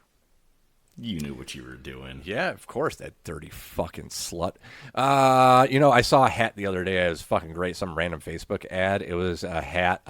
It was a hat. It said, "You're not an influencer. You're just a whore."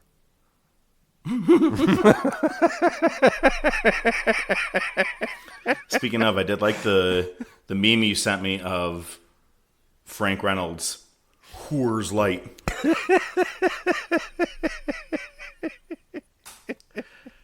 My wife, who's a whore, by the way. Oh, I'm sorry. My whore wife. I want that T-shirt. I told you I met a guy. He had a T-shirt, and it said "and Danny DeVito" as Frank Reynolds. That's what the T-shirt says. The same font. Awesome shirt. Nice. It's a good T-shirt. Because if you didn't enjoy it last night and weren't tired of X-Pac, we're gonna get the same match tonight. It's just a first blood match. It looked like X-Pac used a wine bottle, and yeah, X-Pac wins. And this is the one where you had said Jericho did the walls on the announce desk. It's always 10 times worse when you do it on the announce table, man. It hurts way more. Yeah, it definitely does. Yeah. Oh boy. We get a sneak peek of China and Playboy. They obviously censor it, and Lawler makes noises like you just did. Eddie faces Val Venus for the IC title. Eddie retains. William Steven Regal comes to the ring, and he starts reading Hamlet, one of my personal favorites. You know one line because of a shitty movie that Danny DeVito was in. And Austin comes out and stuns him, and that's that. And in our ODM, it's because this above all to thy own self. Listen to the Top of Wrestling podcast. Sure. And also, by the way, went through. I may have bought that Playboy. I bought that Playboy. Now that you think about it more, you think you got it? Oh, no, I did. Oh, okay. It was the Sable one we weren't sure about. Sable one I didn't buy. Definitely the China. We had an increase in purchasing tissues in the house that year. Ah, yes. You're like DiCaprio in Basketball Diaries. Mother Got thought a you year-round cold. Ew. Benoit with Shane vs. Rock. World title is the main event. We get a ref bump because wrestling. Rock retains. Angle comes to the ring, goes after Triple H. Rock makes the save. And Benoit ends up head-butting Stephanie. So I guess he was getting practice for his future endeavors. So this move does work on a woman. No shit.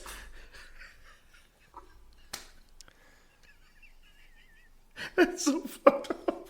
After these messages, we'll be right back. And I'm pretty sure that the peacock is Rosie O'Donnell. Yeah. Chit, for the last time, I do not watch The Masked Singer. Yeah, you should. Yeah. Hey, guys, we're supposed to be planning Janice's surprise party. I bought the card. Oh, yeah. Hey, Chit, did you sign that yet? Yeah. Yeah. Great. Right here. Yeah. Perfect. What? Do it, lady? Yeah. Yeah. Pretty good, right? I don't know. What does it mean? Do it, lady. You know? No, I don't know. Do it, lady. On your birthday. Do what? All of it. At once. Yeah. All the time. Uh-huh. Or whenever you want. Yeah. Hey, shit, I don't think that's a saying. You know, oh, Peter. Peter. Yes? Do it, lady. What? Do it, lady. Is this because I'm gay? No, it's not. It's not. It's not a saying, Chit. It is catchy. What? Do it, lady. Linda. Yeah. Do it, lady. Mm-hmm. Yeah. Do it, lady. Do it, lady. Oh, Do it, lady. Yeah. Peter, you say it. Do it, lady. Oh, my God. Do it, lady. Yeah. Do it, lady. Yeah. Oh, my God. Yeah. Are you drinking? Yeah. Juice. Yeah. Hashtag not a sponsor. Still recording. Still going. All right. Well, let's follow it up with Nitro from Long Island. We get a Russo vignette. He had a squash match on Thunder. They're talking about him being undefeated. Limo arrives. It's Borash with Russo. Apparently, Borash is the toady, even though he's not on commentary anymore, and we don't see him for the rest of the night. Big Vito versus Johnny the Bull open up in an I Quit stick ball bat kendo stick match. Vito's sister Maria's in the crowd. Madden does J-lines from the Kevin Smith movies. Reno interferes, and Johnny the Bull wins. Was that really the name of the match? Yes. Jesus. And I Quit stick ball bat kendo stick match. That's 100% what it's called. How was that not the name of our episode? Too many characters. We get video of David Flair pulling over his Escalade somewhere in Long Island. He has his golden crowbar with him. He shoves a guy off the payphone. This is how old and dated we are. This is when payphones actually had fucking telephone books with them. Remember that? Oh, yeah. Yeah, they actually had the fancy like in most plastic things cover. in movies, whatever number you need, you rip the page out and then just put it in your pocket and take 100%, right? He looks up somebody's address in the phone book and finds out it's 977 Oglethorpe, and he asks for directions.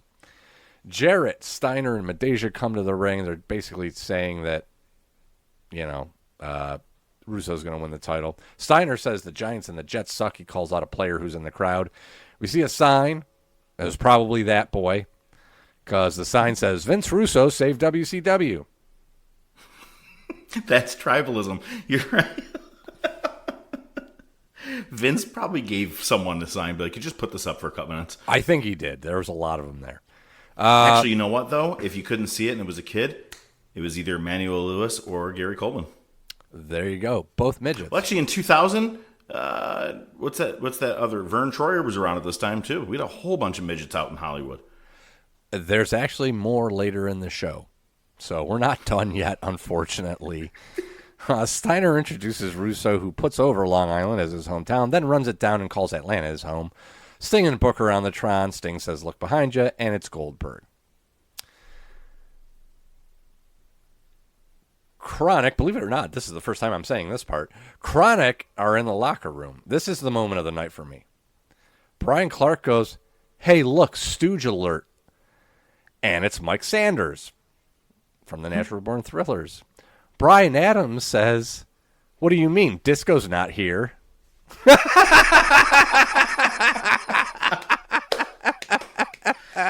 Oh, man. This is a very unknown gem. That's amazing. Yeah. This is why we watch the Wars. Good for him. He knows how we feel about him. As you would say, boom. Sanders says, per Russo. Bong. Like Jay. Bong. Sanders says, per Russo, you guys are out of the tag team battle royal, which happens now. It's the Filthy Animals versus MIA versus the Young Dragons versus 3 Count versus the Harris Brothers versus the Natural Born Thrillers, and a battle royal for the tag titles. Both members have to be eliminated.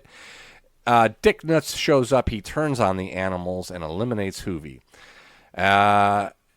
Remember how I said both members of a team have to be eliminated? Mm-hmm. Well, Hoovy gets eliminated, and Ray's still in the ring, but the bell rings. And the match continues, and it doesn't matter because the Thrillers win the tag titles anyway. Specifically, it's Jindrak and O'Hare. Next, we get Mean Gene with the Broad and Stern's Quack Pack. Beetlejuice, Crackhead Bob, Stuttering Yuts, everybody. Forgot the about Broad is wearing what looks to be like a mink coat, fur coat, right? Wait, and so Gene, is that a hat trick with... Never mind. The midgets? They prefer to be called little people. I have no idea. Maybe. That's actually probably... the Broad is wearing a fur coat, and Gene goes, is that a beaver coat? And the Broad goes, no, it's fake. And Gene just does his Lyra Valkyra. Gene says, you got to be kidding me. So they're going to have a bikini competition tonight, and Stern's Quack Pack is going to be the judges. Then Nash and the Natural Born Thrillers come in, and Nash says, what the hell is this? This is the typical horseshit we have to deal with every week. By the way, Beetlejuice, big fan. He bounces. Nash and Steiner. Told you. ICP versus Mike Awesome in a handicap match. Vampiro is still injured from his match with somebody. I don't know. ICP put over all the JCW wrestlers, and the Love Bus pulls up. They have a match, and Awesome wins. Then David Flair, who knows damn well where he's about to pull into, is not 977 Oglethorpe, just decides, you know what, I'm going to stop at Chuck E. Cheese and see if this dude I'm looking for is here. And jumps in the ball pit. You There's heard me. Someone's not allowed to be there joke somewhere. Yeah. Cat and Miss Jones come to the ring. Cat calls out Russo, says he hates Madden's fat ass. Love it, that boy. Another sign spotting. Ralphus is the father. Nice. If any Russo stooges come to the ring, I'm going to fire him. Sanders comes out, wants to negotiate. Swings the bat. Cat blocks it, takes out Sanders. Nash and the rest of the Natural Born Thrillers come to the ring, and Nash draws up a play on the top of the ramp. Hooray. Gene and the Broad are in the ring for the first ever WCW Bikini Contest. I'm pretty sure it's not. I'm pretty sure we've done this before, but whatever. Great way to catch up with WWF. Shay is the first one. She's the Korean Nitro Girl. Then Chiquita, another Nitro Girl. Spam risk, deny. And then Tori, then Tigress, and they bring up Face Full of Stuff. Then Paisley. Then the Mistress of Domination, Leah Meow. Apparently she's with the Young Dragons. Leah has a whip with her. Not a traditional whip, but, dominatrix kind of whip, short leather whip, I'm talking about a long pole. And Gene says that gives new meaning to whip it out. And then Shivani says, I'd just like to take this moment to say hello to my wife back at home.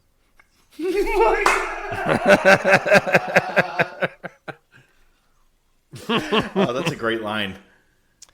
Then Major Guns gets in the ring, and she takes off her robe, and she's wearing a USA bikini. Then Duggan comes out, runs Guns down for disgracing Canada, covers her up in a Canadian flag, takes her to the back, and then the Broad starts saying, oh my God, it's so hot, and she takes her coat off. She's kind of, sort of, not really wearing a bikini, and all of Stern's freaks say, she's the winner. And then Medeja comes out, and her and Leah cat fight, sort of. Okay. I actually saw Beetlejuice saying it as you said it like that. Ay, ay, ay. Disco Dick Nuts is in the ring. He's got the duck again. Cuts a promo on the Animals and says, I want to introduce you to my new partner. And Steiner's music hits. Steiner beats the shit out of Disco and tosses him. Calls out Goldberg, who comes out. Steiner says, accept my Goldberg says, I accept the challenge. My rules, one-on-one, no interference in the cage. No ref except to raise my hand. And Goldberg hits a spear and leaves. That's why Stephen A. Smith said he's number one. How about them Cowboys? Jeff Jarrett's in the back, and he sees Beetlejuice and hits a guitar shot. So it's like 2 weeks in a row that he's hit a midget with a guitar.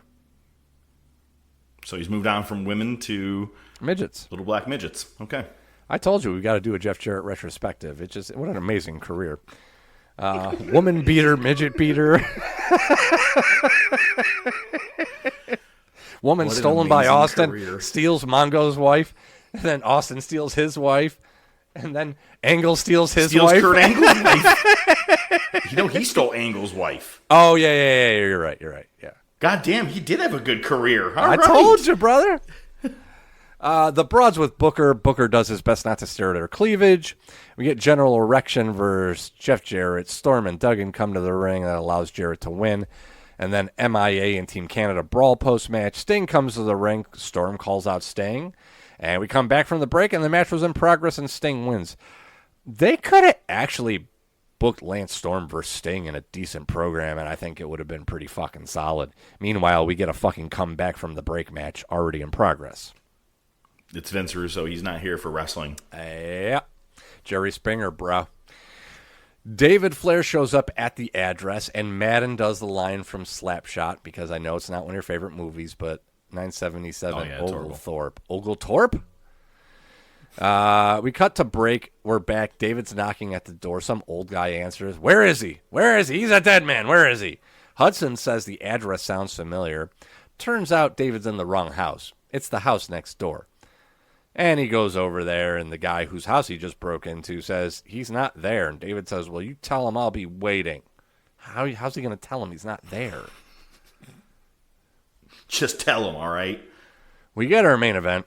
It's Vince Russo versus Booker T in a cage match for the world title. Yes, you heard me fucking right. Let me get the calculator ready. Russo uses the bat. MIA, Mike Awesome are outside of the cage along with like Kwee Wee and a bunch of others. And then, out of nowhere, no sell, barely any camera shot, Lex Luger returns. Oh. Slips a lead pipe into the cage for Russo. Multiple refs show up because it's not like it's a cage match where anything goes. Then we notice that one of the refs has a hat on, and it's Ric Flair.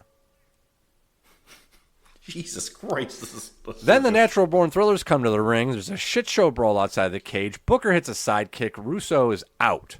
Booker gets on the mic and says, don't hate the player, hate the game. Then Goldberg's music hits. He comes to the ring and gets in the cage. Booker's at the cage door, on the floor. All he has to do is take 1 or 2 steps to his right, and he retains the title. Instead, he stays there. Russo gets out of the ring, powders, trying to get away from Goldberg, runs towards the door. Goldberg spears Russo through the cage to the outside. Therefore, Vince Russo is the WCW World Champion. And Goldberg and Booker just high-five like they don't fucking care and walk away. So, before you tally, people can say David Arquette is what killed WCW. Him becoming the champion is what killed it. The title got put on Vince Russo. That's worse than David Arquette to me. 100%. Okay, well, but before we close out the wars, I know what you're waiting for. So let's just get this over. In the year 2000, the WCW World Title has gone from we just did this.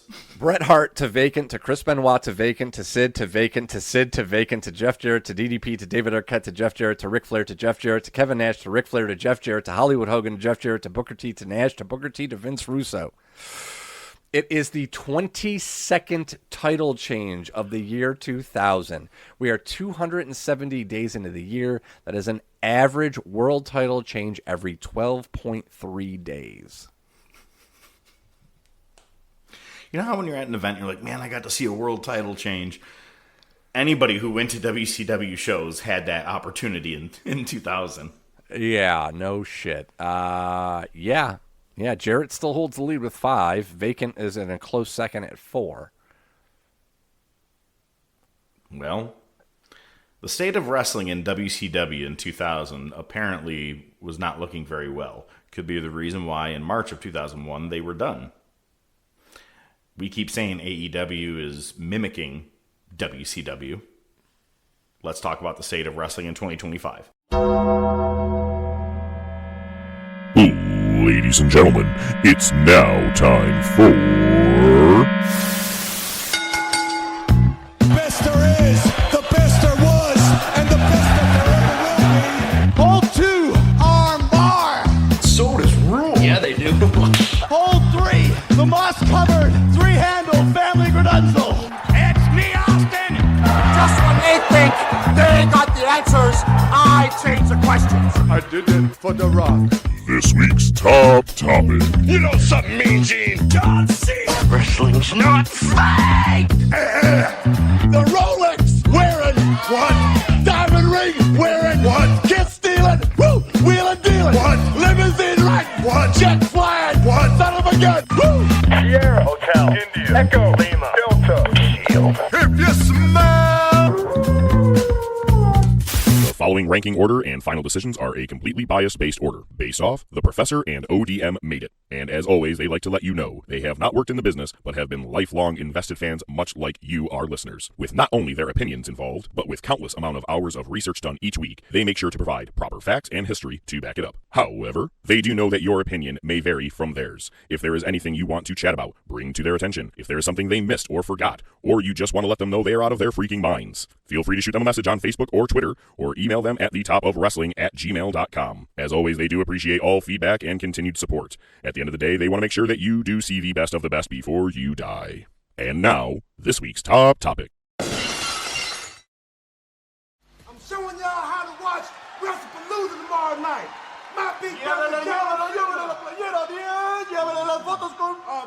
amigo, por favor, habla inglés. Oh, yeah.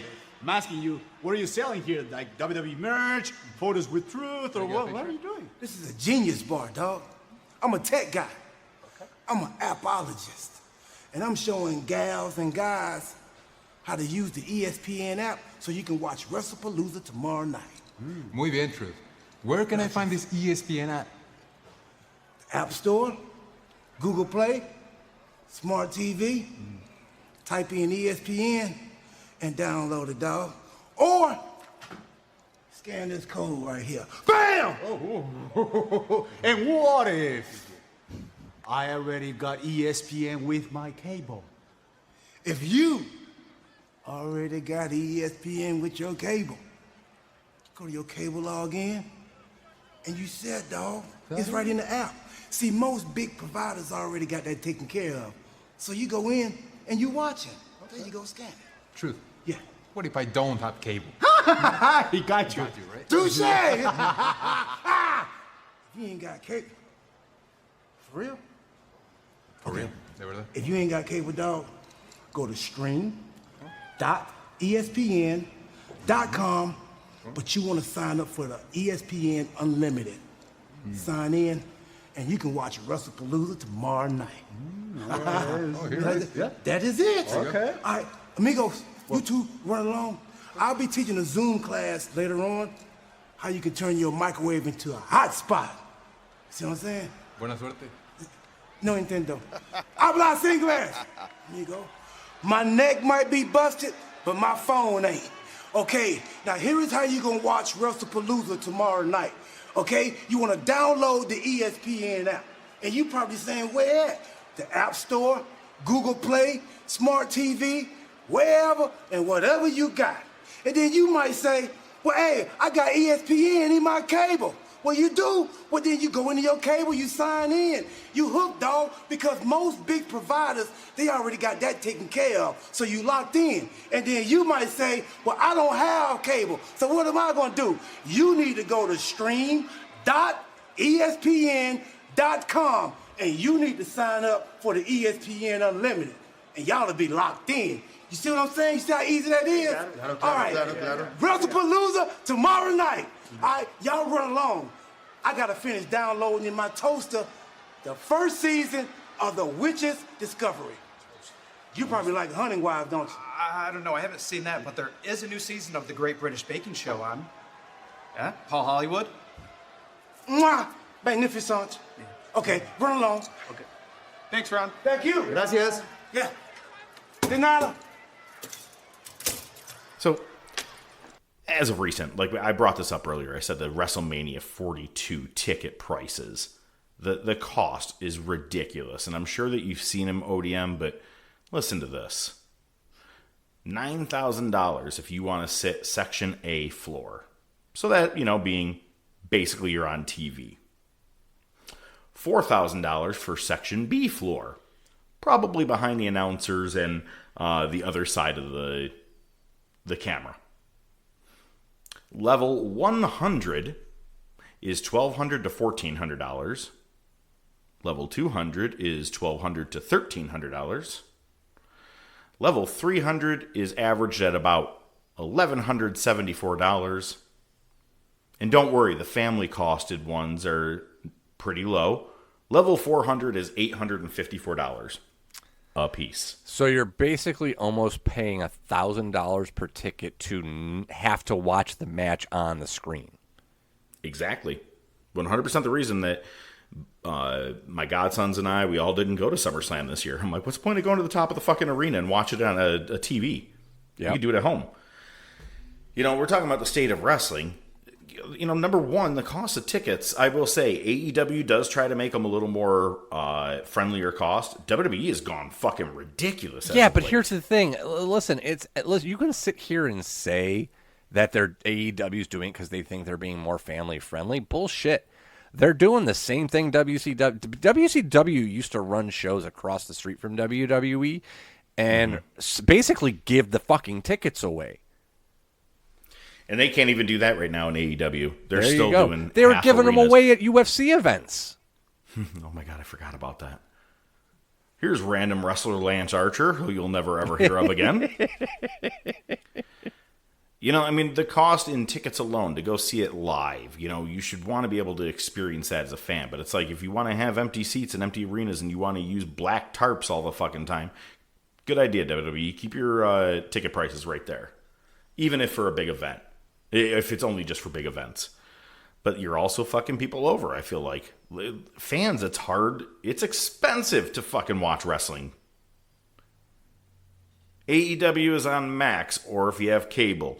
WWE, you have Netflix, you have Fox, or no, not Fox, USA. You have CW. You also now have ESPN that you've added to the mix. And if you don't have certain platforms that come with ESPN, you have to pay another $30 fucking a month just to have that. And this is the part of the show I feel like you've been waiting for since a couple hours ago. Yeah, 100%. Here's the thing. You know, we've talked about this a million times about me coming in and out of wrestling. And when I came back in, I feel like that was right around the time, maybe 2015, when the WWE Network had finally kind of found its footing. It had already been out, and it had a lot of problems. There were a lot of complaints.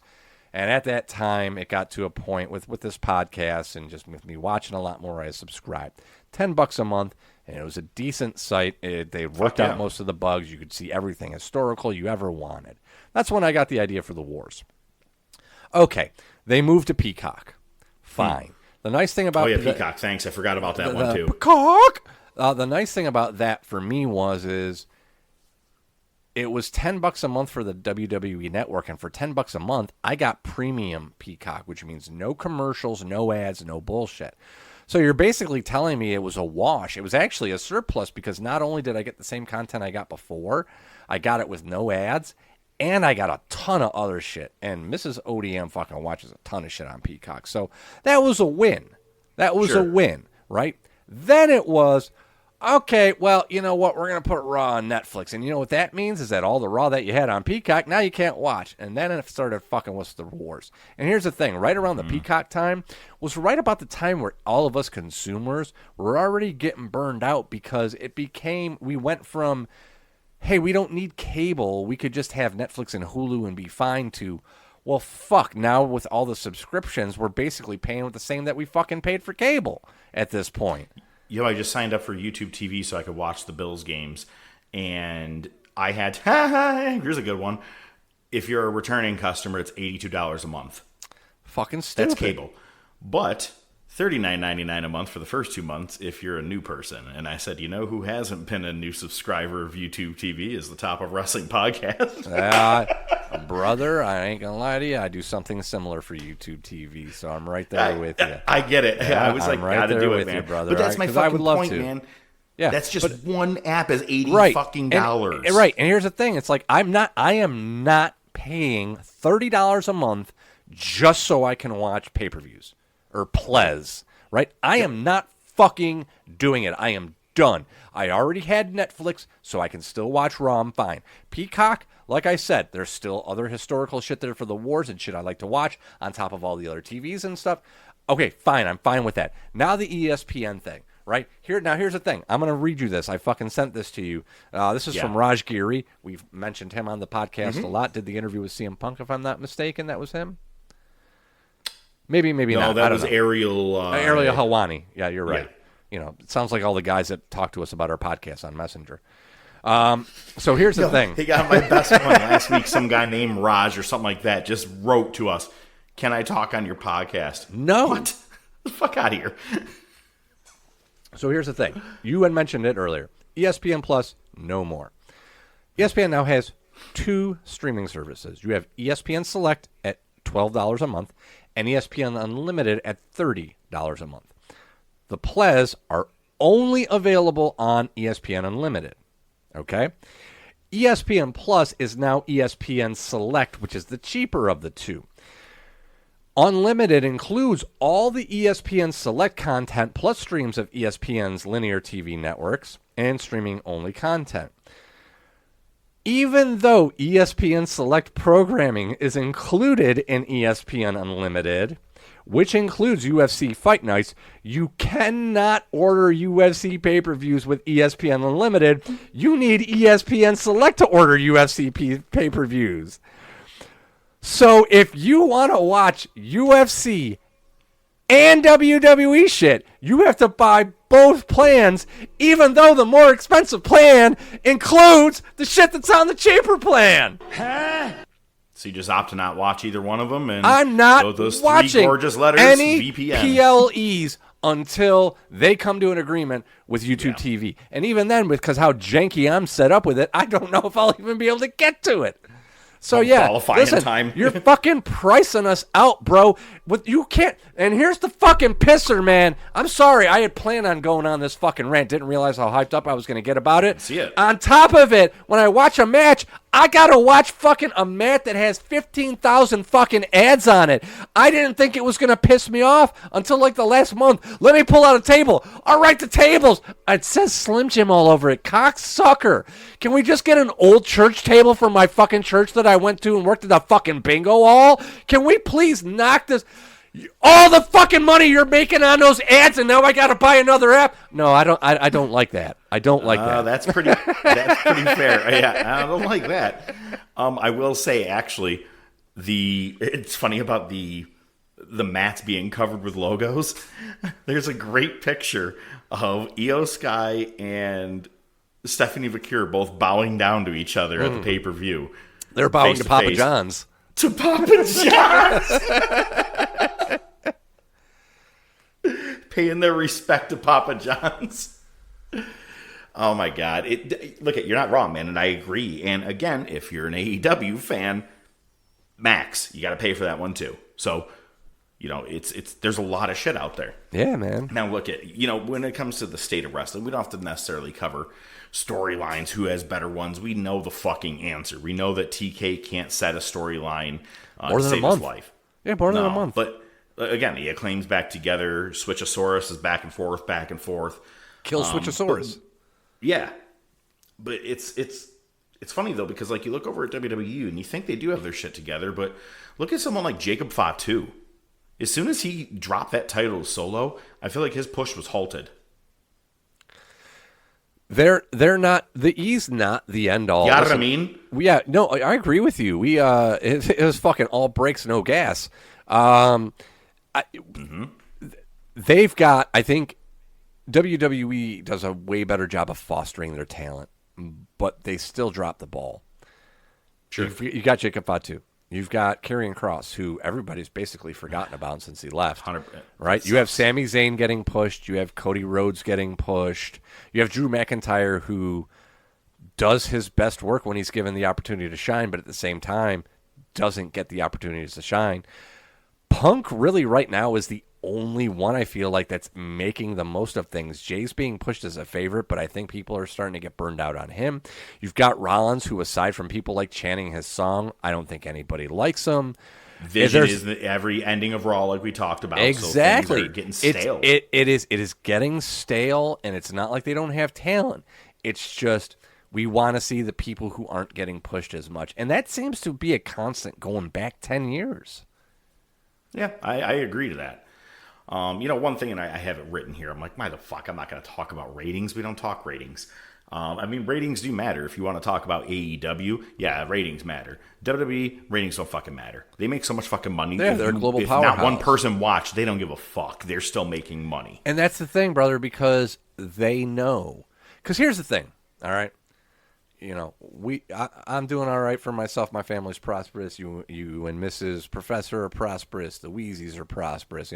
We're all prosperous. Are we rich? Are we buying 5 cars a piece? No, of course not.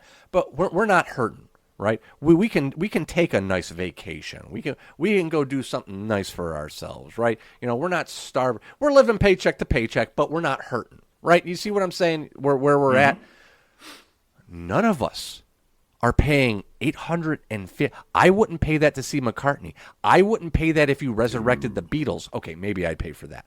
I got you on that. Right, but we're not paying for that. The people that are paying that are less prosperous than we are.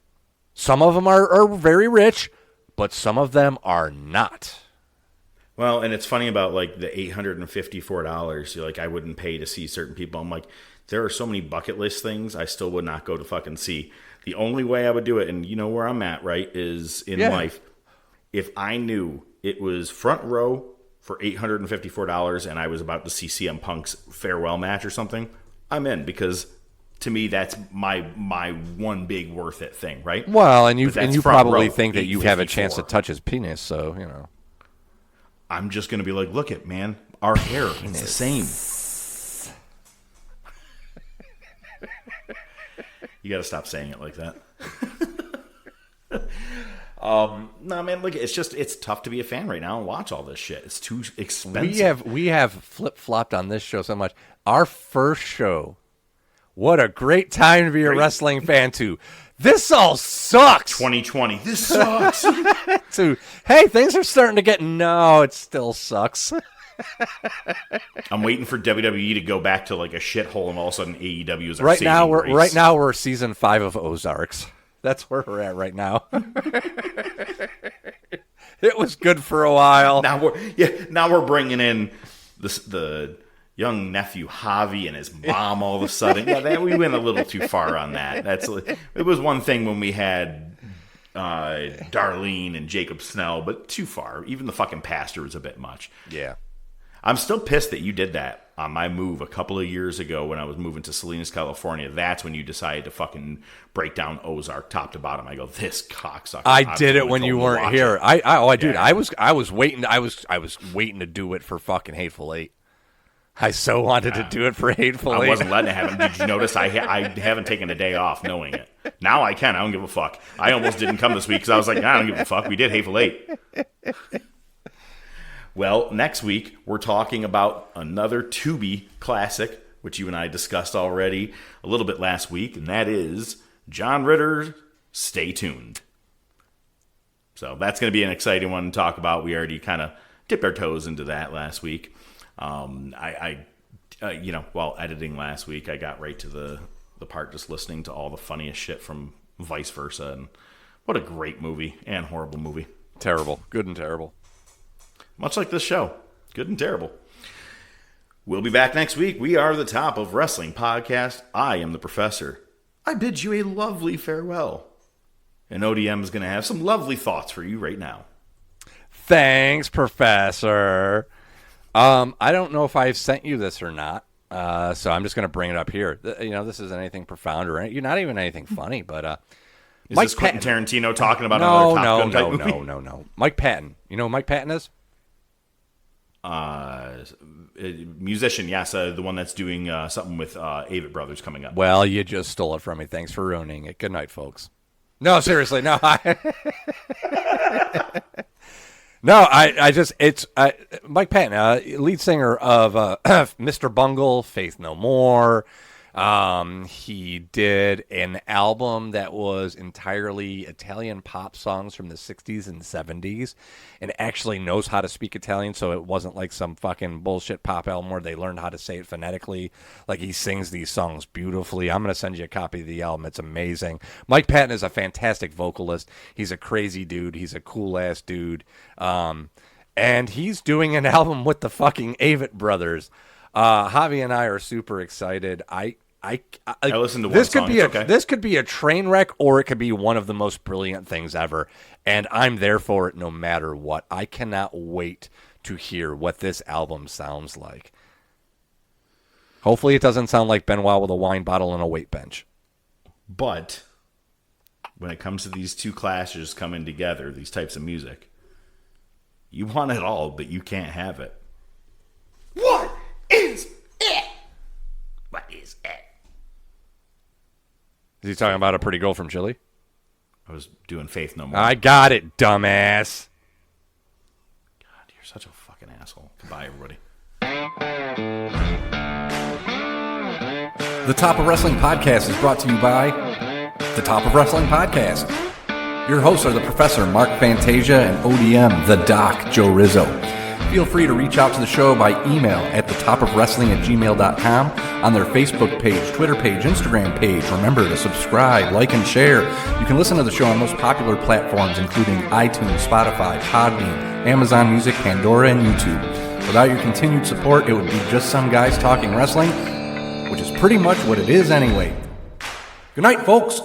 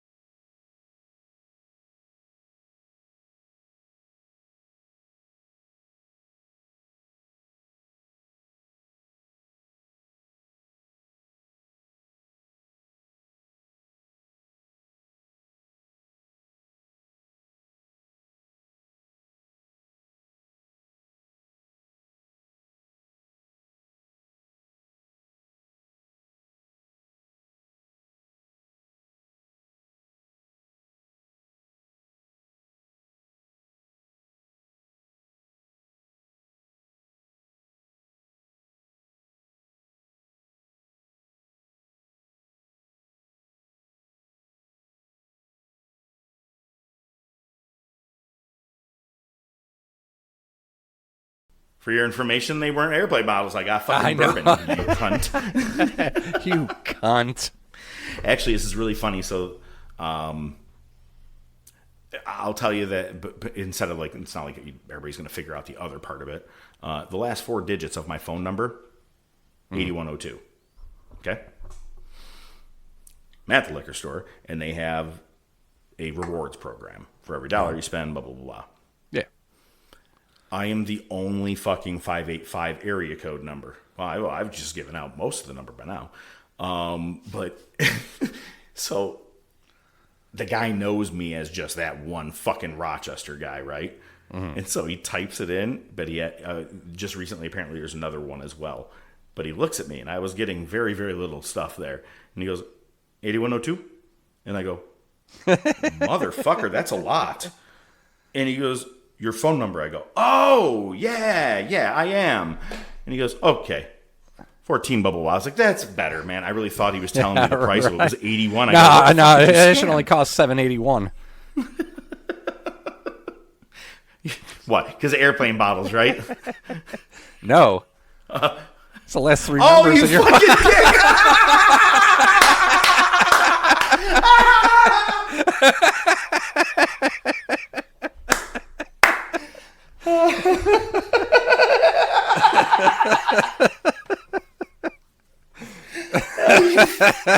dick! It went right over my head for a second, and then I was like, oh, wow, that's fucking good. Wow.